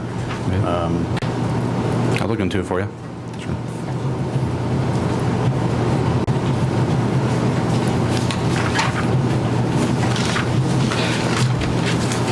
IGDA, student-initiated group use of district facilities. I did have a question, maybe get a clarification on this, but it says on the following guidelines, where's it at? Number 3, employees of the district may not sponsor, promote, or lead student-initiated non-curricular groups, activities, or meetings. Is that not a violation of the constitutional right to assemble and They can't, as an acting employee. So if a teacher wanted to sponsor, let's say, Fellowship of Christian Athletes, it's it's a non-curricular organization. They can't? That's what it says, but You mean just on district property? No, they can't as a district employee. Does that mean they can't be paid to do it when you say as a district employee? Yeah, they definitely can't be Well, I paid. understand that, but is that the extent of what you mean by that? Yeah, we'll have to get it clarified of what it Okay. said, but we've had adults, and a lot of times, we have multiple Christian groups that do meet in the building, and they're considered student-led, but we always require an adult to be present, and they usually get a teacher to do that, and that hasn't been an issue in the past, but they're not technically the ones leading, and but it doesn't mean they're not engaged or involved. Right. And we definitely can't pay them.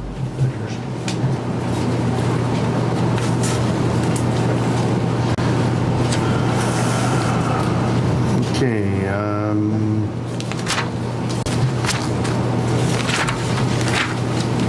IGDJ.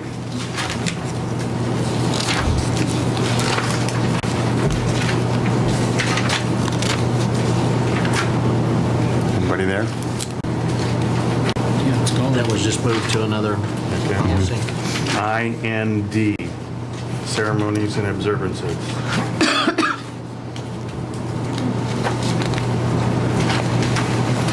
I think that's all related to statutory pieces, so there's not a whole lot of leeway there. Right, I guess my question then, when you actually get into the policy, it lists all of the following days that we are supposed to observe as required by law. Like Bird Appreciation Day? Yeah, and so. Sorry. I am Didn't mean to wondering. offend bird lovers. Right, I mean, are we doing Bird Appreciation Day? We will be. Okay, just checking. Okay. I would ask you- Actually, yeah, this actually falls during spring break. That's a shame. So, So everybody goes on a field trip. I think we have to clarify well, what it means that we acknowledge it. Sure. Doesn't mean we're stopping the day and. I have a practical question regarding this, because a lot of these do seem to be, and I don't mean to demean any of these groups or activities in here by any way. There's some very good things in here, but I think, we have, 9.5 months or so in a school year, and some of these things, they seem to suggest it's voluntarily worked into the curriculum. And knowing that that's just such a short period of time that we have with the student that year, my question would be, and Eric, you may or may not want to answer this, how much of it is an impact? How much does that really take us away from, our core teaching efforts? We don't, I would say we don't let it take away from the core teaching efforts. And I think that, there's a difference between acknowledging a day and something that should be part of our core teaching efforts, like, Black History Month. That's embedded in our curriculum. That's much different, So, but we're not going to stop our curriculum to talk about birds all day on Bird Day. Well, you could clearly tell that some of these had special interest groups that had a vested interest in these activities. So I just didn't want our classroom to be taken over by vested interests. That's it. Neither do I. Then on the optional ones on point 4, is that something, because it doesn't really say here who decides if we do them, does that come down to the building level? The district may observe the following days. So that leaves some option. What I would suggest is that would be the autonomy of the principal in the building, but I can assure you that it would be curricular in nature. If there was an opportunity to utilize one of those days, it would be because it does connect to the curriculum. We don't do things in the buildings that don't connect to the, the core concept of why we're there. Okay. That's good to hear. Mark, while you're here though, what is the Bird Appreciation Day? I have to admit, I'm not a bird expert, so I'll find out for you, though. I don't know. Tina knows Tina that. looked it up. Plummer knows. Because I did. Give you more to do. I was interested, 'cause it's Missouri or, Do we serve chicken So, on that? and just to kind of address Which all is? these, Blue Jay? State bird is a bluebird. Bluebird, see, I was Bluebird. good on the blue. most of these things are not done in isolation of a day. Am I right? They're done Am I right? within the curriculum. So to say that, March 21st is Bird Appreciation Day, no, that's not what's going to happen. People just do these things within the curriculum. In all of these instances, I would say these things are just done not necessarily on that day, but within the curriculum when it makes sense in the curriculum units. And knowing the state bird Yes. is in our curriculum, Yes, it is. even though the superintendent thought it was a blue jay. Well, I would move that since it is March 21st, usually about 10 days before opening day, we just make it Cardinal Day. There you go. Or can we We get can get behind chicken that. for lunch that day? Or Say, I blue- appreciate or a blue good piece note. of chicken. The legislators in Kansas City would have it. Yeah, they would. All right, that brings us to the last one, unless there's any more in regards to IND. Brings us to JHG, reporting and investigating child abuse and neglect. This one comes with a training requirement that has to be in place by early next year. Is there much that we have to change in terms of our training? I'd have to talk to Jeff oversees that, Dr. Bressler does. Okay. I'll talk with him about it, though. Surely we're doing this training already to some extent. Well, yeah, there's some, the music training the teachers all have to watch on reporting and abuse. They have to go through that every year. Okay. Okay, any final questions? All right, since this is just first read, there's no action necessary, and that takes us to item 8B, unless you have any questions for your charge. No, sir. Okay. Thank you. Let me ask, though, in regards to his charge, just maybe propose something just in lieu of always thinking about our meetings and how they flow and the length of them. Would you be opposed if Mark were to, over the next week or so, do his best to establish answers to those questions, print them, and through me, I will get them to you all. And that way, there may be some simple ones that you think, you know what, that answers my question. I don't really need to discuss that anymore. But if there's something, another one that you feel strongly about that you want a policy to look different, you can determine up front what you bring up for discussion at the board meeting. I don't know if that would be helpful and How would that be presented publicly, though? I mean, I think it'd be a one-directional, It's just information. No, it's just information. All he's doing is getting you in advance the answers to your questions, so you can determine if it's an issue for you that you want to discuss more, or you think, you know what, that answered my question, I'm done with it. I'm not suggesting a back and forth, just he get the answers to your questions as soon as he can, so you have them in advance to help just decipher what it is that you want to discuss more in depth. Or, again, I would suggest that if it's something that you feel a policy needs to look different for us, then obviously what's going to happen that night is we're not going to approve that, and we're going to take it, if the board agrees on it, then we're going to take it back to our local attorney to write it accordingly to how this board wants it, so. Okay, we'll get them to you, and then you can do with I that. think that's a great suggestion, by the way. All right, thanks, Mark. Thank you. Item 8B. Yes. Consider instructional time and committee results. Yeah, this was a recommendation that came from me, actually, when we talked at the retreat this year, and we've had a lot of discussion over the past couple of years about instructional time, and if a lot of times it's in the way of adding days to the calendar. So what I asked of the board, and the board agreed, was that I put together, not outside experts, but inside experts. We carefully did that. Dr. Counts, led that charge, and the idea was that from an educational perspective, if we were to alter instructional time in order to increase student achievement, how would that look? So really it was, we didn't want them to think about, what would need to be negotiated. We didn't want them to think about anything outside of the fact that if you just had the ability to alter instructional time as we know it now in the best possible way to affect student achievement, what would you do? So that's the charge that I gave them. Lisa led that. I'm going to turn that over to her and let her walk you through it. Okay, very good. So there are the guiding questions, which Eric has already stated for you. As he said, this was our charge. These were the guiding questions that we began our committee work with. I'll flip ahead here and then I'll come back. This is our committee makeup here. As Dr. Cano said, we had a lot of interest around the district to study this, so we selected people who've had some various levels of experience. As you can see, we have administrators and teachers from all levels across the district. Back to our guiding questions. So we looked at these questions. We began our research, and I'll delve into some of the research findings in just a moment.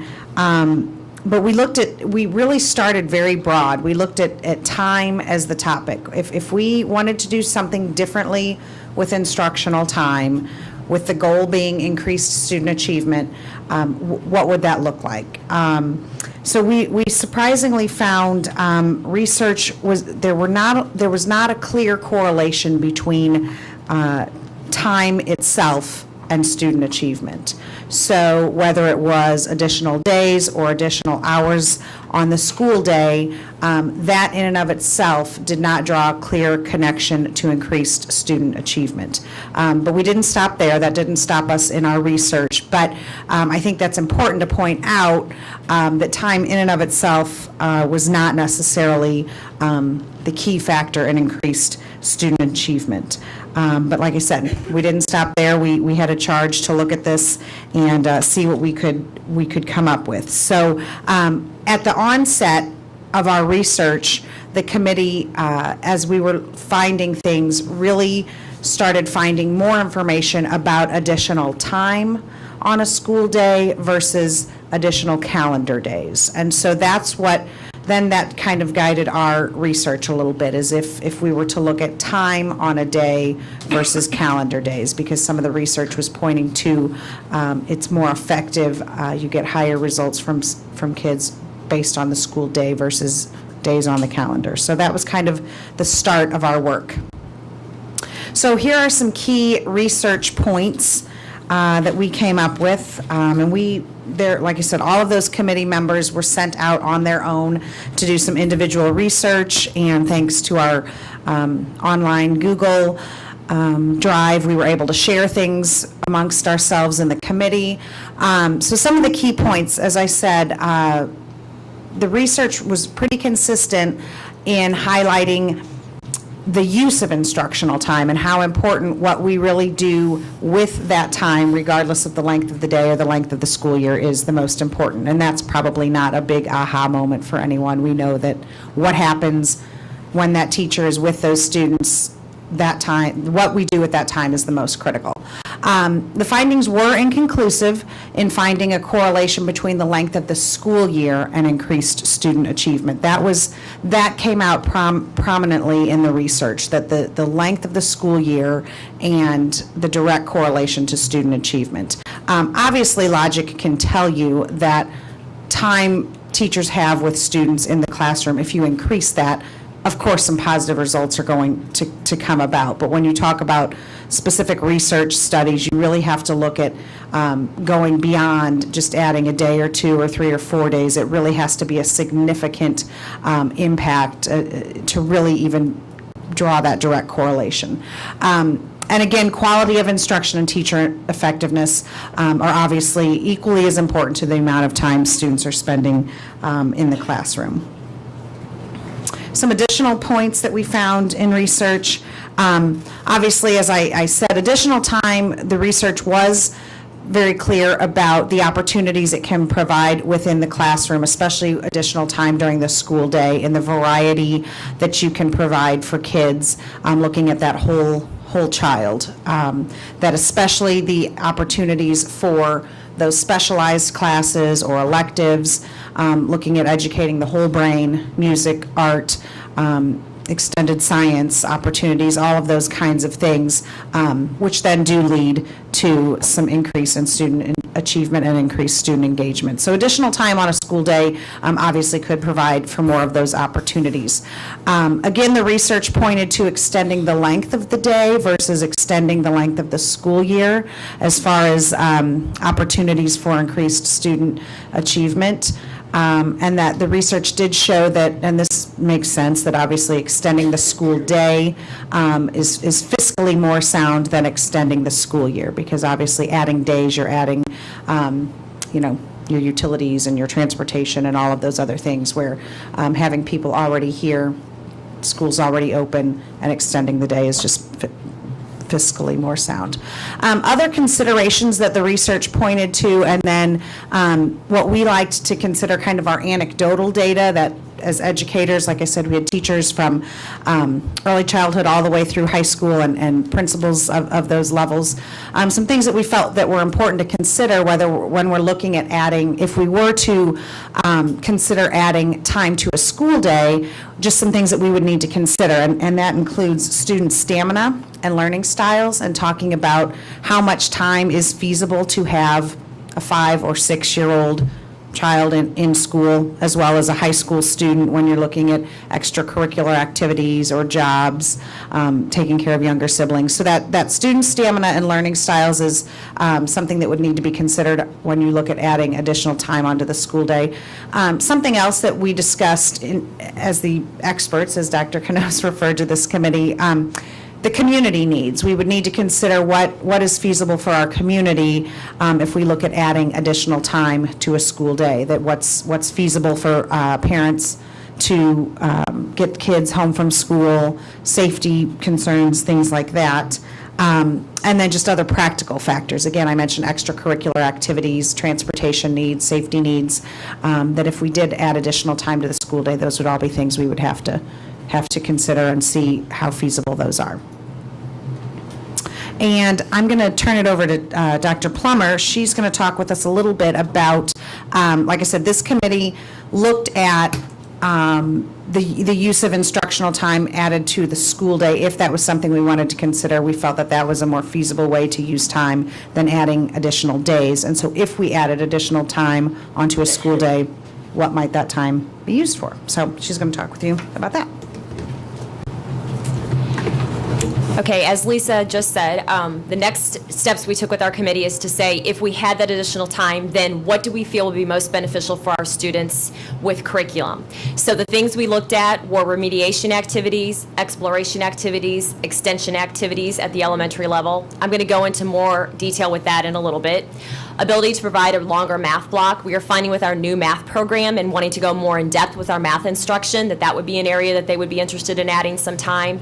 And then the ability to provide additional instructional minutes in science and social studies, which is always a concern at the elementary level. And with the proposal that I brought to you a couple weeks ago with the STEM education and the possibility of extending that program to elementary, that would give us the ability for the STEM education programs at the elementary level. With secondary schools, the same thing with remediation, exploration, and extension activities. Our project-based learning, which is our STEM education, our science, technology, engineering, and mathematics, and then our one-to-one computer initiatives. We felt like that having more time to do flipped classroom types of concepts at the secondary school would be a way to use that time. As we look at, and Dr. Canos referred to this actually earlier today, but as we look at our tiered intervention, when we look at our universal strategy, so things that we want to do for our students, that's our biggest chunk of our core instruction, which is 80% of our students. That's where we're meeting the majority of our students, those middle-of-the-road students, those students who are on track to be successful. Then we have our Tier 2 interventions, which is about 15% of our student population, and our Tier 3 interventions, which is about 5% of our student population. First, I want to talk a little bit about the universal interventions that we have in place. When we talk about universal interventions, those are the things that we do with all of our students, and we feel like this would give us additional time to work with these strategies, such as PALS, our peer-assisted learning strategies, that they teach in the elementary schools, and then they extend those things into secondary. Our decoding strategies that started as a middle school initiative, but now we are working on that in 4th and 5th grade and then carrying that initiative through. Our repeated reading fluency programs, once again, that's a middle school strategy that's universal. Our STAR Math and our STAR Reading programs that we've implemented over the last few years at our middle schools. And then we go into some more higher level interventions, such as Tier 2, which would be things like, in addition to STAR being an overall universal intervention, that can also be used as a Tier 2 intervention, because once they identify students with needs, they can use the lessons and the activities from those programs with interventions, and they felt like that would be time well used for Tier 2 interventions. In addition to 10 marks, fast math, gifted education is a Tier 2 intervention, English language learners, leveled literacy intervention, which is our reading program. Those are all Tier 2 interventions. And then some examples of our Tier 3 interventions would be our 5% students, would be things like our special education programs and the ability to extend some of that. And then another example would be on the gifted education end, when we have a student, for example, who's at an elementary level who needs to be pushed a little bit further. We maybe send them to a middle school, or a middle school student that we send to the high school to get some specific instruction that would give us additional time for those types of things. And I'm going to turn it back over to Lisa for some other considerations. Okay, so as we've discussed again and again, the research was definitely clear on using those specific research-based innovative strategies, using those with fidelity. Those provide the highest success rate for students and their achievement levels. So what we wanted to talk about also was the need for professional learning for our teachers. Again, we come back to time and time again that the teacher is the greatest factor on that student's achievement while they're in the classroom, and the need for learning for our teachers and that professional development. So as we look at time, we also believe we need to look at the professional learning for teachers and that time. And so the committee brainstormed some ideas that if we were to consider additional time, we'd like to look at additional training time for teachers. Right now, the way our calendar is set up, we do not have any full day long opportunities for professional development, and we're making it work. Our professional development department is very creative in getting us lots of opportunities for that, but really being able to have one block of time would allow us to do large group trainings, a whole faculty, to have presenters come in from other areas. It's hard to get people to come in if we've only got a 2-hour time frame, things like that. So this would open up some opportunities, and we just think it's when we talk about other considerations, we feel like if we're talking about increasing student achievement, that professional learning really needs to be a part of that. And this committee felt that adding those full day opportunities for our teachers would really help enhance that. So again, the committee spent a lot of time talking about what we're already doing. Not that anyone on this committee is opposed to additional time. I don't think any educator would ever turn away more time with their students because they know the opportunities that they could provide. But really, the committee spent a lot of time talking about what we're already doing and how we can continue to perfect that and continue to look at those innovative opportunities. Mr. Diwali was here talking about the Alt Academy and the Freshman Academy and the success rate we're having with that type of program. That's very innovative. It was using our existing time and resources in just a different manner. So we talked a lot about whether or not additional time comes about. We don't know that there's we believe there's a definite need for more time, but definitely an opportunity to continue to have those innovative programs come to our district and come to our students. Project Lead the Way is another example where we feel like we could use resources to continue to reach all kids.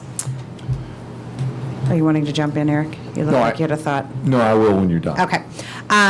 So strategies for implementation. Again, this was kind of our brainstorming. We're not here to propose anything. We were just a study group, and that's what we did. But we did feel like we were charged with looking at instructional time, and so that's what we did. So some ideas that we came up with, again, our committee felt strongly that additional minutes on the school day would probably be more beneficial than additional days, because, again, research showed us that adding the days isn't always as conducive as adding the time. And then the committee also believed that if we were really looking at increased student achievement, that professional learning would be part of that too, and that we would like to see some additional full-day experiences for teachers to have a better opportunity to go deeper with that professional learning. And I think that's it. And then I just listed my sources for you. And I think I have the link to the PowerPoint that I can send to you all too. I just wanted to add a couple things, and you can ask questions of Lisa or Tina or me as well. I want to be clear that there's not a recommendation here. There's not opposition to any idea of whether that's a longer calendar year or a longer school day. This is not presented as any kind of opposition. This is presented as what educators feel if you're going to alter instructional time, where you're going to get the best bang and when it comes to improving student achievement. And I think probably a better way to put that, Lisa talked about programs. We're strong believers in the programs that we bring to you, and you all are strong believers in a lot of those programs, and we feel that that's the most bona fide way. But just time alone, just saying we're just going to add time when it's not connected to a curriculum like full-day kindergarten that's connected, you add time on full-day kindergarten because you're adding a full-day curriculum, that together is going to have a significant difference. But just adding time alone, we're not convinced that there would be significant differences. Again, not presented to you in a way to oppose anything, just saying that's gives you a point of reference for future conversations we have. Obviously, we didn't bring this to you for a decision. Just as we move forward, since we talked about it a lot, that kind of clears my head of being able to present to you really what the educator perspective would be on that. I appreciate you were looking at me the whole time. Well, we had a side conversation, and I just wanted it just kind of attached to some of the things that we said. And that's ultimately my biggest regret of not being at the breakout retreat. Thank you. I couldn't think of the word. Just a couple of comments, and I do appreciate the research that you guys presented. You made a point that it had to be a significant number of days to show that type of impact. I just found some research, and I'll be happy to forward it to everybody, a link to it. It's basically on third graders. If they spent 10 additional days, that based on the research I saw, a 2009 survey, that would actually outperform the student repeating third grade. It would actually outperform any changes in the teachers, and it would also in their approach or reducing the class size by 4 children. The impact on student achievement was better by adding the 10 days. So I think it backs up the point that you said. Dr. Knoss, I want to, and Lisa and Tina, if you want to add, what is significant about 174 days? Is that the ideal number of days for children to be educated? It's and the state. 6.3 hours versus 180 days for national. So if we added it, let me finish. If we add a day or subtracted a day, would that actually show a decline in student achievement? I'm ready to answer it. Go. Good. I think it's a great question, and I think that what we can do is we can look around and see what a lot of our neighbors, interestingly enough, how they are handling instructional time, because to back up a little bit, you may recall that a couple of years ago, the ruling was 174 days or 1,044 hours.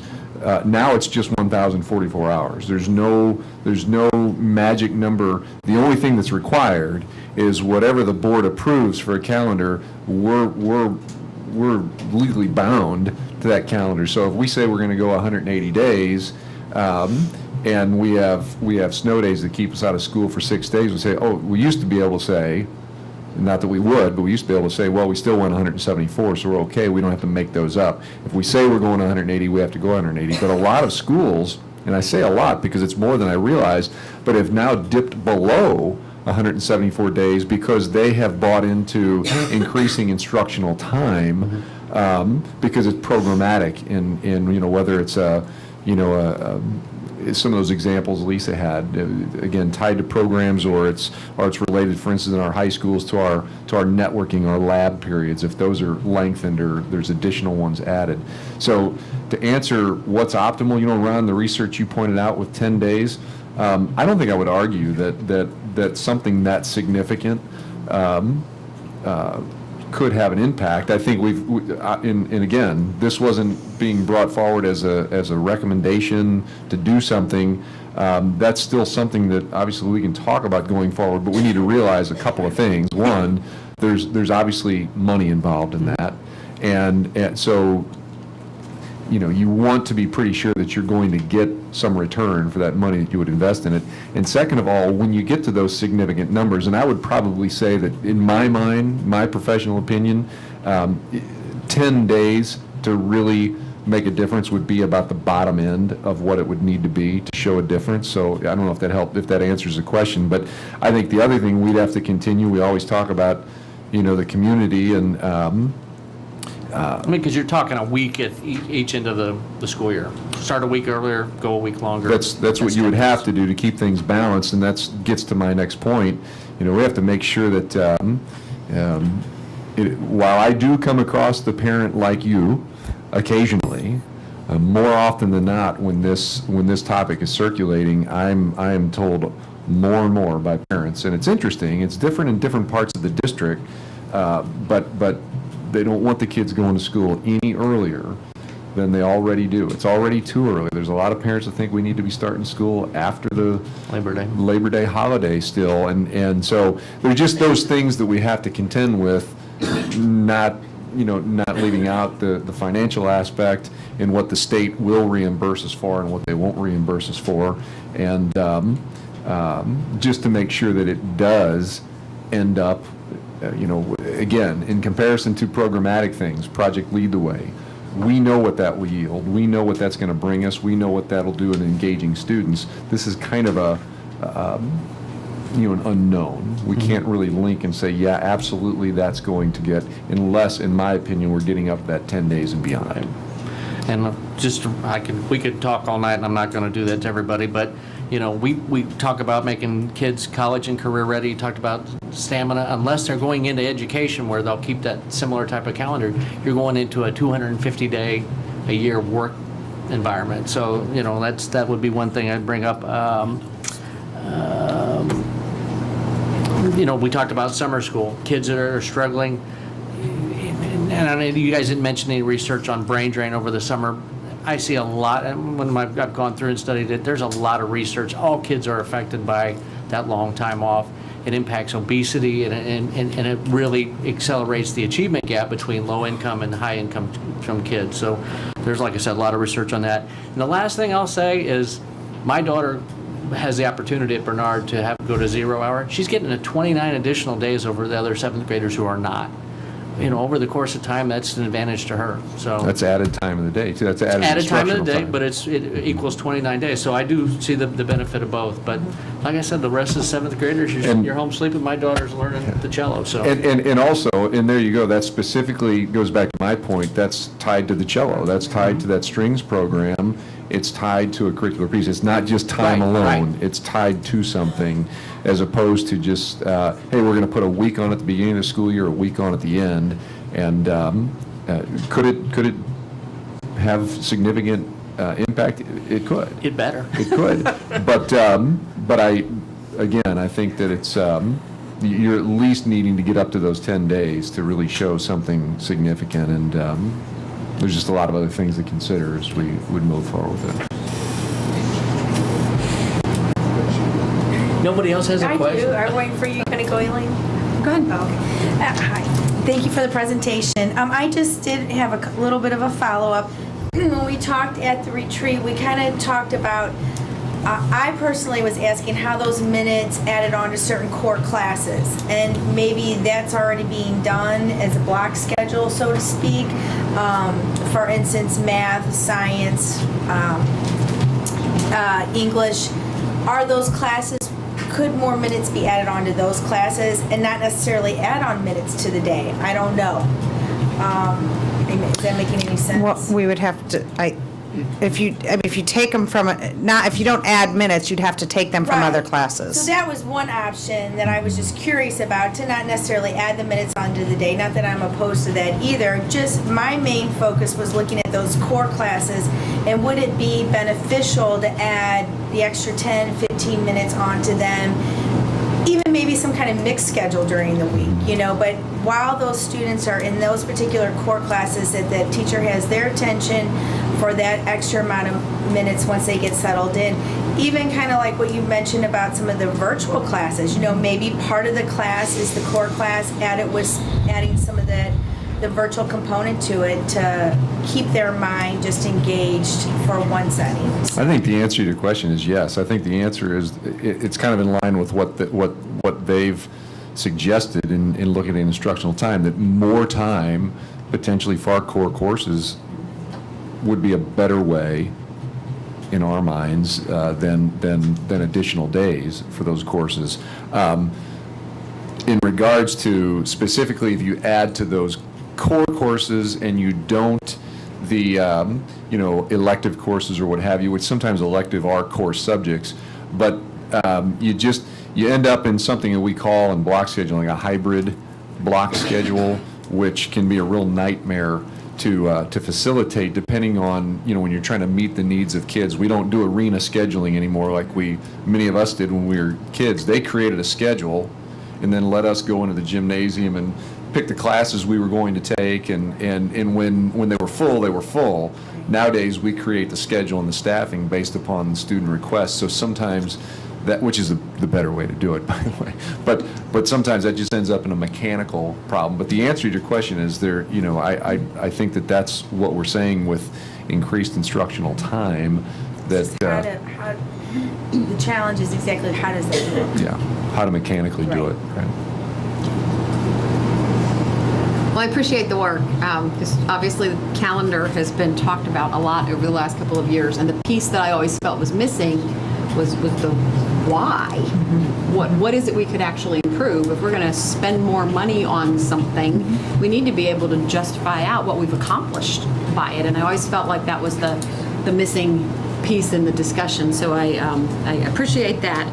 My question to you is, it kind of relates to the calendar committee, because one of the things that we talked about was having this presentation so that we could potentially give some better or alternate direction to the calendar committee, because we don't want a situation where the calendar committee works on something and presents it, and then we say, well, no, we had something different in mind.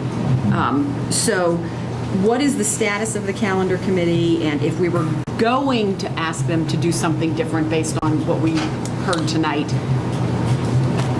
when would we do that? What does that look like? Well, first of all, keep in mind the calendar committee really has functioned mostly in plugging in what we need to do with the number of days. It really hasn't been the philosophy as we had this group. Not that they're not capable of having the same philosophical discussion, they are. But what I would suggest, and see if this makes sense, this was provided for you as a point of reference, something to consider. Obviously, as we move forward, whether it's through the negotiations process, I think along with that calendar committee that the board can use this and other pieces of input that you desire to collectively decide what it is that you are interested in having the calendar committee look at, if anything different. And all we would ask is, as the educators, is that you would consider what this group has suggested as experts in the field. Okay, and then just another question about activities that I know are happening before school. So for example, 2 days a week, I know at Hageman, there is something called Math Intensive, where at least the fourth graders, and I think the fifth graders as well, are there at school for 45 minutes before school actually starts doing math. And I believe there's pretty good participation in that. So my question, and I know you don't have this information tonight, my question is how widespread is that? What percentage of kids are we doing that at all of the elementary schools? Are we doing it at the middle schools? What percentage of children are participating in that on some type of regular basis? So additional time type activities. What are we already doing? And it is uncommon. Yeah. It's pretty, yeah, but I think it's pretty widespread. I would say I Unique can. to a building, though. Yeah, it's unique to a building, but it might look different in every building. But I think we have a lot of those types of programs going on. So. Yeah, there's, Are we collecting data on the impact at all? And I know you hate it when I ask. no, Data, but the problem is, the answer is yes, but it's individual data. It's that student data, those probes that drilling down to the individual student, that's what those